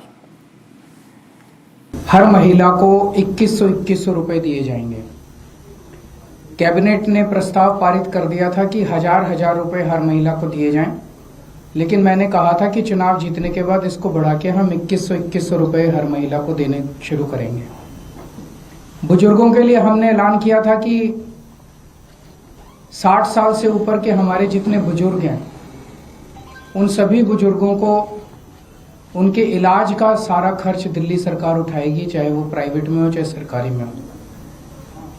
ये दोनों योजनाएं इतनी हितकारी थी, जनता के पक्ष में थी, लोगों के पक्ष में थी कि इन योजनाओं में हमने जैसे ही रजिस्ट्रेशन, आम आदमी पार्टी ने जैसे ही रजिस्ट्रेशन करना चालू किया, इतनी लंबी लंबी लाइनें लगने लग गई, लोगों में इतना उत्साह था, लोग बहुत खुश थे और लाखों लोगों ने, चंद दिनों के अंदर लाखों लोगों ने इसका रजिस्ट्रेशन किया। जाहिर तौर पे बीजेपी की नींद उड़ गई, बीजेपी बुरी तरह से बौखला गई। और बीजेपी के कई नेताओं ने मुझे फ़ोन करके बोला कि जी चुनाव तो ख़त्म हो गया, बोला लगता नहीं इस बार 3-4 सीट भी आएंगी, और बोला कि जीतनी तो दूर की बात है, कई सीटों पे बीजेपी की हो सकता है जमानत जब्त हो जाए। तब इन्होंने ये ठान लिया कि इन योजनाओं को किसी भी तरह से बंद करना है। इन्होंने अपने गुंडे भेजे, कई जगह जहाँ पे कैंप लगे थे वहाँ पे गुंडों ने हमारे कैंप उखाड़ने की कोशिश की। इन्होंने पुलिस भेजी, पुलिस भेज के इन्होंने उखाड़ने की कोशिश की, और आज इन्होंने एक फर्जी जांच के आदेश दिए हैं कि जांच होगी। किस चीज की जांच होगी? मेरे को ये नहीं समझ आता, जांच किस चीज की होगी? कोई हम पैसे इकट्ठे कर, हम क्या कर रहे हैं? हम तो लोगों को कह रहे हैं भाई जो लोग इस योजना का लाभ चुनाव के बाद उठाना चाहते हैं वो आके रजिस्टर करो। तो आज ये जांच के नाम पे इस योजना को बंद करना चाहते हैं। अभी तो ये शुरू भी नहीं हुई है। ये तो हमने एक तरह से चुनावी घोषणा की थी कि चुनाव जीतेंगे तो उसके बाद हम ये लागू करेंगे।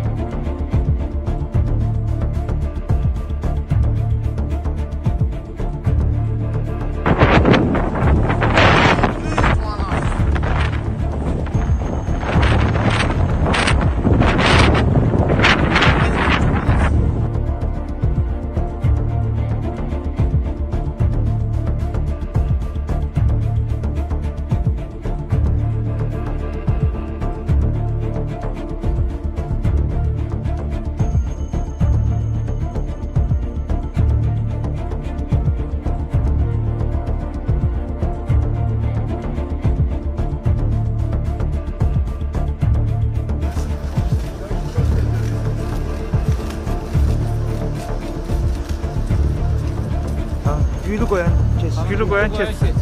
귀로 고양 체스.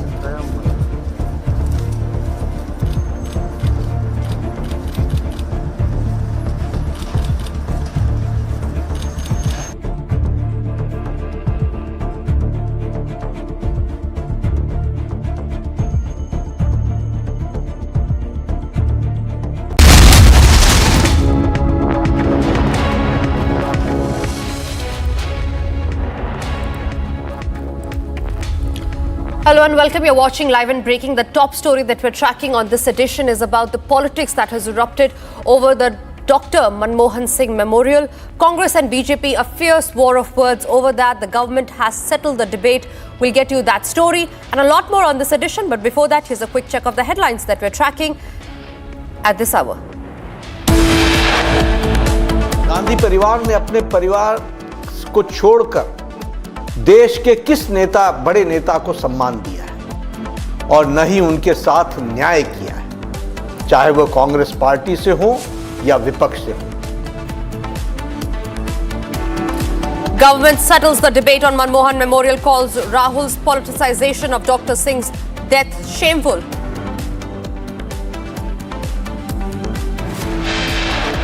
बाबा का जब निधन हुआ तो मैं तब कांग्रेस में थी, एक्टिव पॉलिटिक्स में थी, लेकिन मुझे हैरानी इस बात से हुई कि कोई फॉर्मल CWC बुला के कोई रेजोल्यूशन, कॉन्डोलेंस मैसेज नहीं पास करवाया गया। Pranab Mukherjee's daughter Sharmista Mukherjee slams the Congress, says no condolence adopted when the former president passed away. Madras High Court takes sumo to cognizance of Anna University assault case, directs government to furnish 25 lakhs compensation to the victim.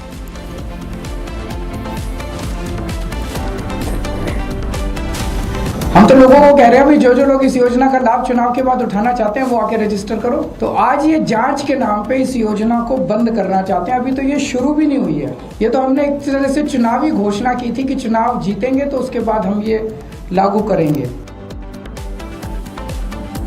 BJP versus Aam Aadmi Party over welfare scheme row. Aam Aadmi Party says the Congress and BJP together are trying to stop the schemes to reach to the people of the national capital. Russian President Vladimir Putin eschews apology to Azerbaijan counterpart, says while responding to Ukrainian UAV assault, Russia's air defense inadvertently struck the passenger plane.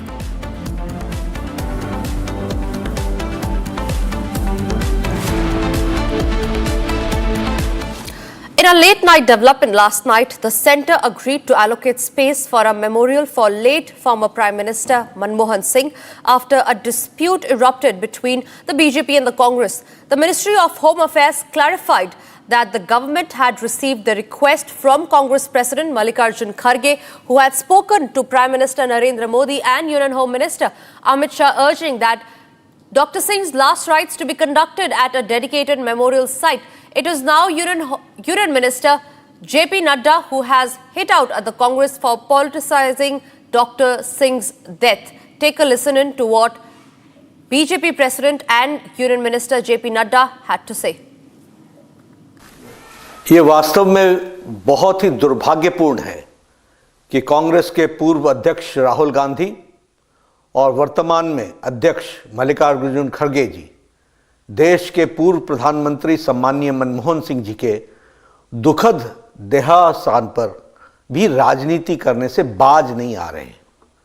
Congress के इस घटिया सोच के लिए जितनी भी निंदा की जाए वो कम है। कांग्रेस जिसने डॉक्टर मनमोहन सिंह को जीते जी कभी भी वास्तविक सम्मान नहीं दिया, अब उनके सम्मान के नाम पर राजनीति कर रहे हैं। ये वही कांग्रेस है जिसने पीएम मनमोहन सिंह जी को के ऊपर सुपर पीएम के रूप में मैडम सोनिया गांधी जी को बिठा करके पीएम पद की गरिमा को धूमिल किया, उसे नीचा दिखाया। यही नहीं, पीएम मनमोहन सिंह जी का अपमान जिस तरह से राहुल गांधी ने अध्यादेश ऑर्डिनेंस को फाड़ करके किया था, इसकी कोई दूसरी मिसाल नहीं दिखने को मिलती है।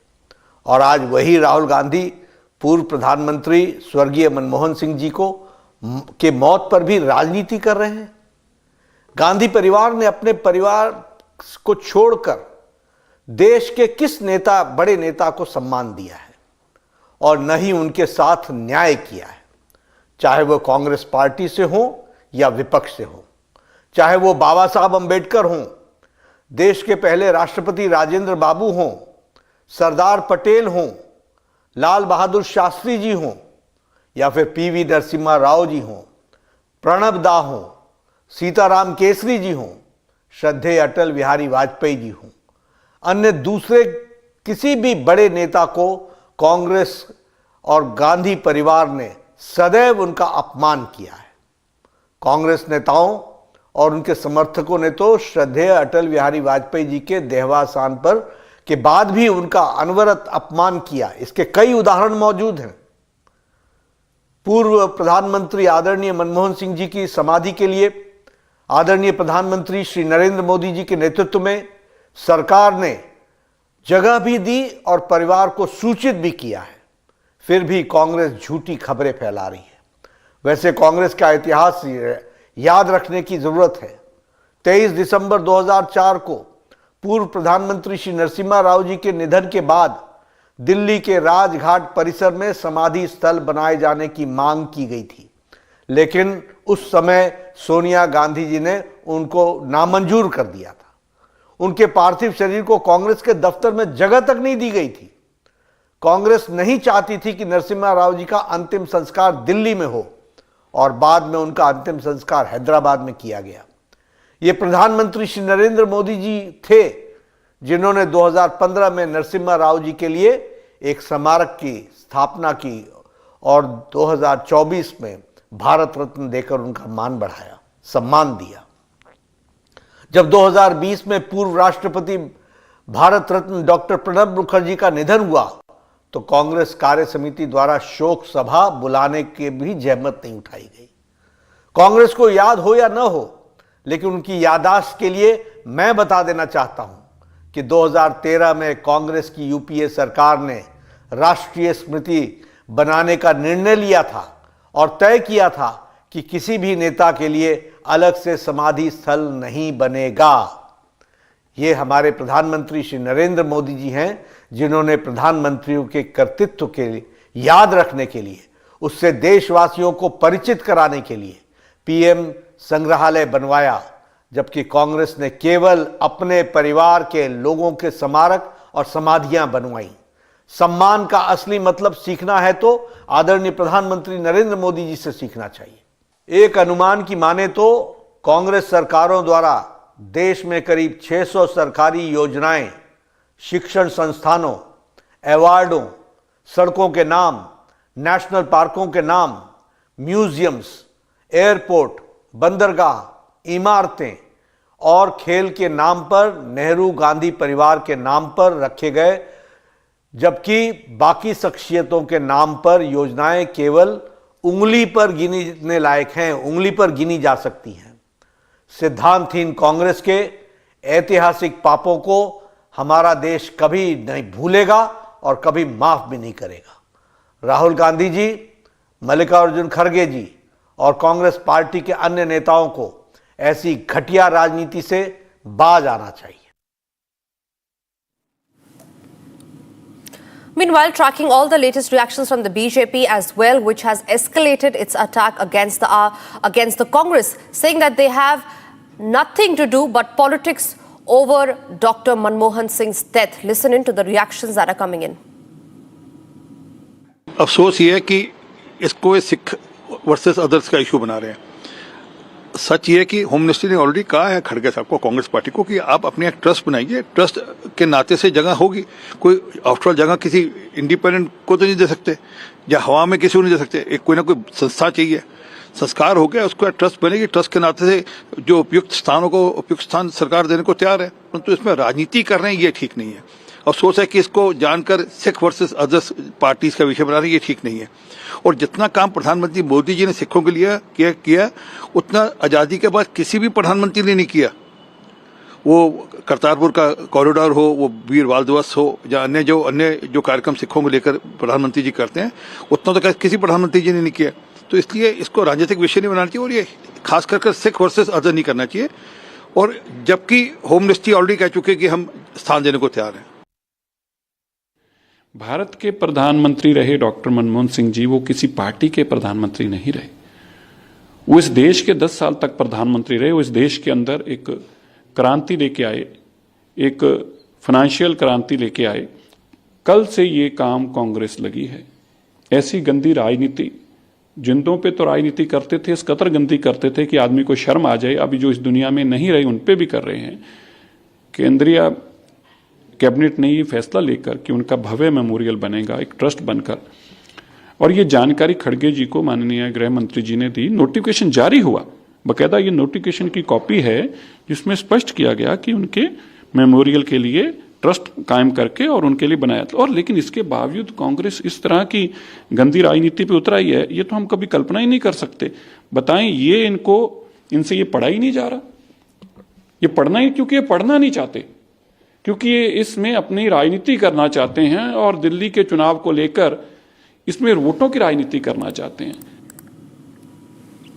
Now, after the sensational revelations in her tell-all book about her father and former President Pranab Mukherjee, Sharmishta Mukherjee flayed the Congress over its demand to raise a memorial for late former Prime Minister Dr. Manmohan Singh. Watch this detailed report. Amid the political showdown over the Congress's demand to raise a memorial for departed former Prime Minister Dr. Manmohan Singh, Sharmishta Mukherjee came out all guns blazing at her former party. In a no-holds-barred attack, the daughter of departed former President Pranab Mukherjee called out the Congress's duplicity, invoking the treatment meted out to her father. Not mincing words, Sharmishta said that no Congress working committee meeting was convened after the demise of the former president, and neither was a condolence message adopted. She said that she later learned from her father's diary entries that the Congress did extend the courtesy to other party leaders who served as president. She recalled the hurt after her father was denied the courtesy, saying that she decided against pursuing the matter as the office of president is above politics. Sharmishta said that the only reason why her father did not get his due was because he had a checkered history with the Congress. She also accused the Congress of not raising a memorial in honor of late former Prime Minister P.V. Narasimha Rao or even allowing his mortal remains to be brought to the AICC headquarters. P.V. Narasimha Rao जी, जो कि Congress prime minister थे, Congress president थे, उनकी death का बाद उनकी body AICC में भी नहीं आने के लिए अलाउ किया गया। उनकी जो फ्यूनरल वो दिल्ली में उनके परिवार करना चाहते थे, तो वो भी नहीं अलाउ किया गया। Her explosive claim put the Congress in the dock amid the war of words over Mallikarjun Kharge's letter to Prime Minister Modi demanding a memorial for Manmohan. Earlier, in a tell-all biography on her father, Sharmishta revealed that Pranab's response to her question about his chances of becoming Prime Minister in 2004. She revealed her father's response that Sonia Gandhi will never make him Prime Minister. In the biography titled Pranab, My Father, she also recalled her father doubting Rahul Gandhi's political acumen and prospects. As Pranab's daughter shames the Congress, are Sonia and Rahul using Manmohan as a tool for political leverage? Now, former Prime Minister of India, Dr. Manmohan Singh, was laid to rest today with full state honours. In attendance where the Tri-Services Chief, Prime Minister Narendra Modi, President Draupadi Murmu also was in attendance, was the King of Bhutan. Here's a detailed report on his final journey.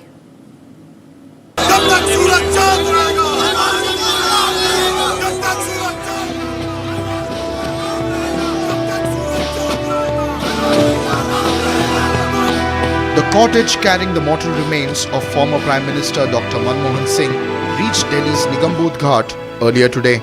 The distinguished economist and two-time Prime Minister, who lifted the country out of a fiscal crisis and ushered in sweeping reforms, was cremated with full state and military honours.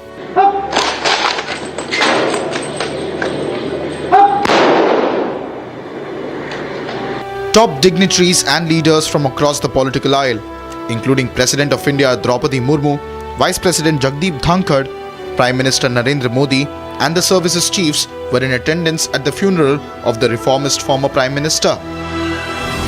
President Murmu laid a floral tribute at the mortal remains of the former Prime Minister before the last rites began.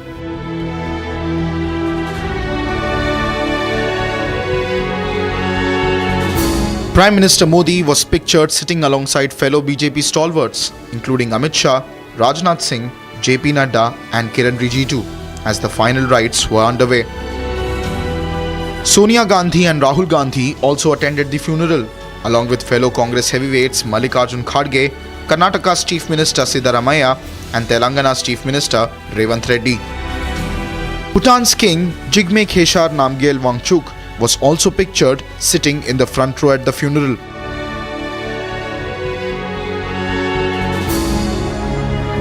The Army, Navy and Air Force chiefs were also seen laying floral tributes to the departed former Prime Minister.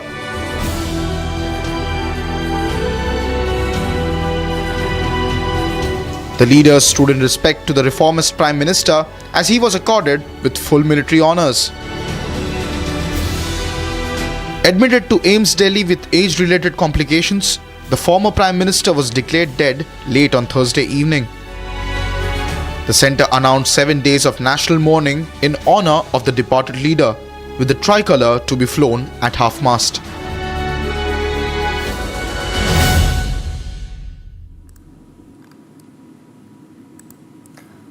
Here's a quick roundup of the other stories that we're tracking in Bharat in 2 minutes. The nation paid tribute to former Prime Minister Dr. Manmohan Singh, who passed away on Thursday. The former Prime Minister was accorded full state honours today at Nigam Bodh Ghat in the national capital, with his last rites being attended by President Draupadi Murmu, Vice President Jagdeep Dhankar and Prime Minister Narendra Modi.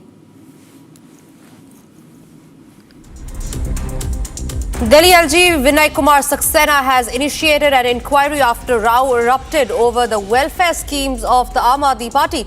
It is alleged that some non-government people were getting women in the national capital to fill forms and were collecting their personal data. They claim these details will be used to pay them a monthly allowance of Rs 2,100 if the party comes to power.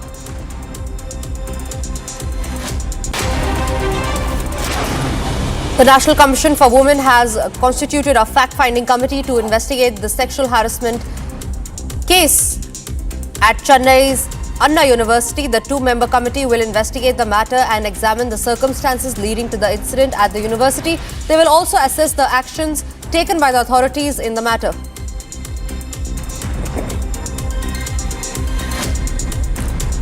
The Enforcement Directorate has summoned BRS leader K.T. Rama Rao for questioning in a money laundering case linked to alleged payment irregularities during a Formula E race held in Hyderabad last year. The federal agency filed a case last week in the case under various sections of the PMLA.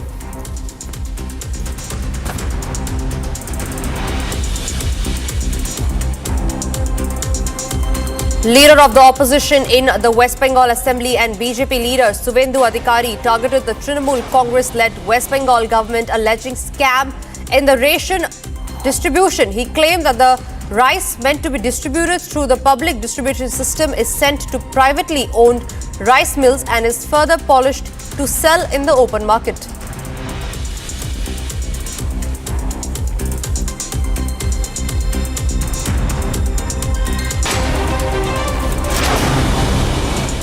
Moving on, fresh violence broke out in troubled Manipur after a gunfight between the security forces and suspected Kuki militants left 2 injured. Take a look at this detailed report.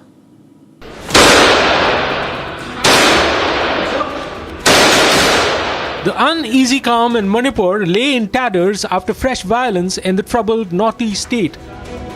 The state erupted again after a fierce gunfight broke out between the security forces and suspected Kuki militants in Imphal late Friday evening.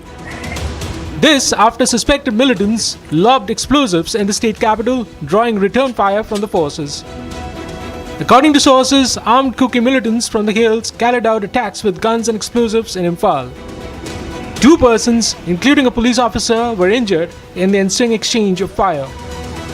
Sources said the 37-year-old police officer sustained a gunshot wound to his left shoulder. A civilian too received minor hand injuries in the gunfight. The injured were rushed to a nearby hospital where the condition was said to be stable. The situation in Manipur continues to remain tense for the last at least 24 hours, with fresh firing and bombing being reported from the bordering areas of Imphal East and Kangpokpi district. Security forces has been reinforced in the area.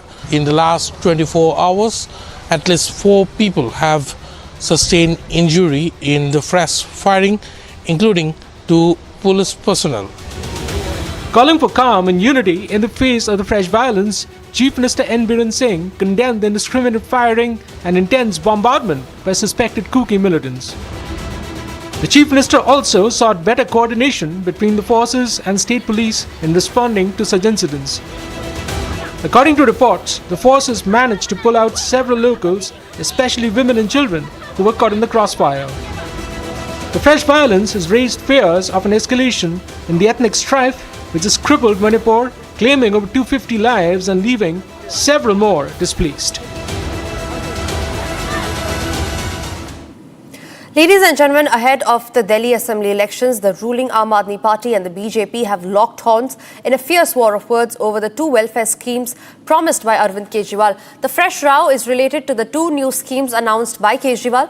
Just few days ago, Delhi government department distanced themselves from the registration campaign, saying that no such scheme exists. As BJP sharpened its attack on the ruling Aam Aadmi Party, Delhi LG V.K. Saxena ordered a probe onto these collection of city residents' personal data by Aam Aadmi Party volunteers for the scheme. First up, let's listen in to a reaction that's coming in from the Aam Aadmi Party Supremo Arvind Kejriwal, who has alleged a conspiracy by the BJP. हर महिला को 2100 रुपए दिए जाएंगे। Cabinet ने प्रस्ताव पारित कर दिया था कि हजार रुपए हर महिला को दिए जाएं, लेकिन मैंने कहा था कि चुनाव जीतने के बाद इसको बढ़ा के हम 2100 रुपए हर महिला को देने शुरू करेंगे। बुजुर्गों के लिए हमने ऐलान किया था कि 60 साल से ऊपर के हमारे जितने बुजुर्ग हैं, उन सभी बुजुर्गों को उनके इलाज का सारा खर्च दिल्ली सरकार उठाएगी, चाहे वो प्राइवेट में हो चाहे सरकारी में हो। ये दोनों योजनाएं इतनी हितकारी थी, जनता के पक्ष में थी, लोगों के पक्ष में थी, कि इन योजनाओं में हमने जैसे ही रजिस्ट्रेशन, आम आदमी पार्टी ने जैसे ही रजिस्ट्रेशन करना चालू किया, इतनी लंबी लंबी लाइनें लगने लग गई, लोगों में इतना उत्साह था, लोग बहुत खुश थे और लाखों लोगों ने, चंद दिनों के अंदर लाखों लोगों ने इसका रजिस्ट्रेशन किया। जाहिर तौर पे बीजेपी की नींद उड़ गई, बीजेपी बुरी तरह से बौखला गई और बीजेपी के कई नेताओं ने मुझे फोन करके बोला कि जी चुनाव तो खत्म हो गया, बोला लगता नहीं इस बार 3-4 सीट भी आएंगी, और बोला कि जीतनी तो दूर की बात है, कई सीटों पे बीजेपी की हो सकता है जमानत जब्त हो जाए। तब इन्होंने ये ठान लिया कि इन योजनाओं को किसी भी तरह से बंद करना है। इन्होंने अपने गुंडे भेजे, कई जगह जहां पे कैंप लगे थे वहां पे गुंडों ने हमारे कैंप उखाड़ने की कोशिश की। इन्होंने पुलिस भेजी, पुलिस भेज के इन्होंने उखाड़ने की कोशिश की, और आज इन्होंने एक फर्जी जांच के आदेश दिए हैं कि जांच होगी। किस चीज की जांच होगी? मेरे को ये नहीं समझ आता, जांच किस चीज की होगी? कोई हम पैसे इकट्ठे कर, हम क्या कर रहे हैं? हम तो लोगों को कह रहे हैं भाई जो लोग इस योजना का लाभ चुनाव के बाद उठाना चाहते हैं वो आके रजिस्टर करो। तो आज ये जांच के नाम पे इस योजना को बंद करना चाहते हैं। अभी तो ये शुरू भी नहीं हुई है, ये तो हमने एक तरह से चुनावी घोषणा की थी कि चुनाव जीतेंगे तो उसके बाद हम ये लागू करेंगे। Now, once upon a time, a very close ally of the Aam Aadmi Party, the Congress, has lashed out at the Aam Aadmi Party, saying all of these promises made by Arvind Kejriwal and his party are fake. Listen into that reaction that's coming in from the Congress, and we'll also then get you the BJP reaction on the story. मैं बार बार अपने media के मित्रों से भी कह रहा हूं कि अगर मैंने गलत सुना हो तो मुझे करेक्ट करें, या आम आदमी वाली पार्टी वाले इसको करेक्ट करें। अतिशी जी ने कहा कि हमारी स्कीम में 1000 रुपया महीना हर महिला को मिलने वाला है। अभी आपको चुनाव के पहले 1000 मिलेगा, चुनाव जीतने के बाद ये 2100 हो जाएगा, यानी 2100 वायदा है और 10,000 रुपया स्कीम के नाम से आज की हकीकत है। ठीक है, एकदम दिल्ली सरकार का एक एडवर्टीजमेंट आता है जो कहता है कि ऐसी कोई स्कीम है ही नहीं, मतलब 1000 वाला जो मामला बोला है वो सरासर झूठ है। फिर उसने ये भी कहा कि जो आम आदमी के कार्यकर्ता जगह जगह महिलाओं से फॉर्म भरवा रहे हैं और उनको कोई कार्ड दे रहे हैं, उसमें कार्ड सिंबल है, इस कार्ड का, इस फॉर्म का कोई मतलब नहीं है, ये फर्जी है। क्योंकि अगर सरकार जीत भी जाती है और ये स्कीम बनती है तब भी इन फॉर्म से स्कीम का पैसा नहीं मिलेगा, उसकी प्रक्रिया बिल्कुल अलग होगी। यानी जैसे ऐड ने कहा कि पूरा का पूरा मामला फर्जी है, चीटिंग का है, 420 का है, जो मैं बार बार कह रहा हूं। तो इस पर हमने कहा कि अब हम इसको कैसे रोकें। अगर आप भ्रम फैला देंगे लोगों में, उनका क्रिटिकल डेटा ले लेंगे, क्या मालूम है लड़कियों का फ़ोन नंबर लेके उसके साथ क्या करें, धमकी दें, उनको ब्लैकमेल करें, उनके फ़ोटो से, उनके फ़ोन से कोई इन्फॉर्मेशन निकाल लें। आज तक तो जानते हैं आप साइबर क्राइम में क्या क्या होता रहता है। तो मैं एलजी साहब के पास गया कि आप इस पर तहकीकात करिए और जो मुझे लग रहा है संदेह है वो सही है तो इसमें दिल्ली पुलिस एक्शन ले। पहली चीज़ तो इस तरीके की जो ये लोग एडवर्टाइज कर रहे हैं आम आदमी पार्टी के कार्यकर्ता, उस पर रोक लगे। जो आपने लोगों को भ्रम में डालकर सूचना ली है, एक तरीके से झूठी बात फैलाकर आपने इंफॉर्मेशन ली है, वो उनसे वापस जब्त की जाए और एक्शन हो। तो अच्छा है एलजी साहब ने इस पर कंप्लेंट पे कहा है, शायद पुलिस कमिश्नर को या किसी को अब इंक्वायरी करिए, इंक्वायरी में पता चल जाएगा कि फरेब है कि नहीं है। महिला सम्मान योजना के नाम पर अरविंद केजरीवाल दिल्ली की माताओं बहनों को धोखा दे रहे हैं। मैं अरविंद केजरीवाल से सिर्फ एक सवाल पूछना चाहता हूं। पंजाब चुनाव से पहले तुमने पंजाब में माताओं बहनों को महिला सम्मान के नाम पर 1000 रुपए राशि देने की घोषणा की थी। किसी एक बहन को भी वो मिला है क्या? किसी एक माता को मिला है क्या? वोट लेने के लिए अरविंद केजरीवाल किस हद तक गिर सकते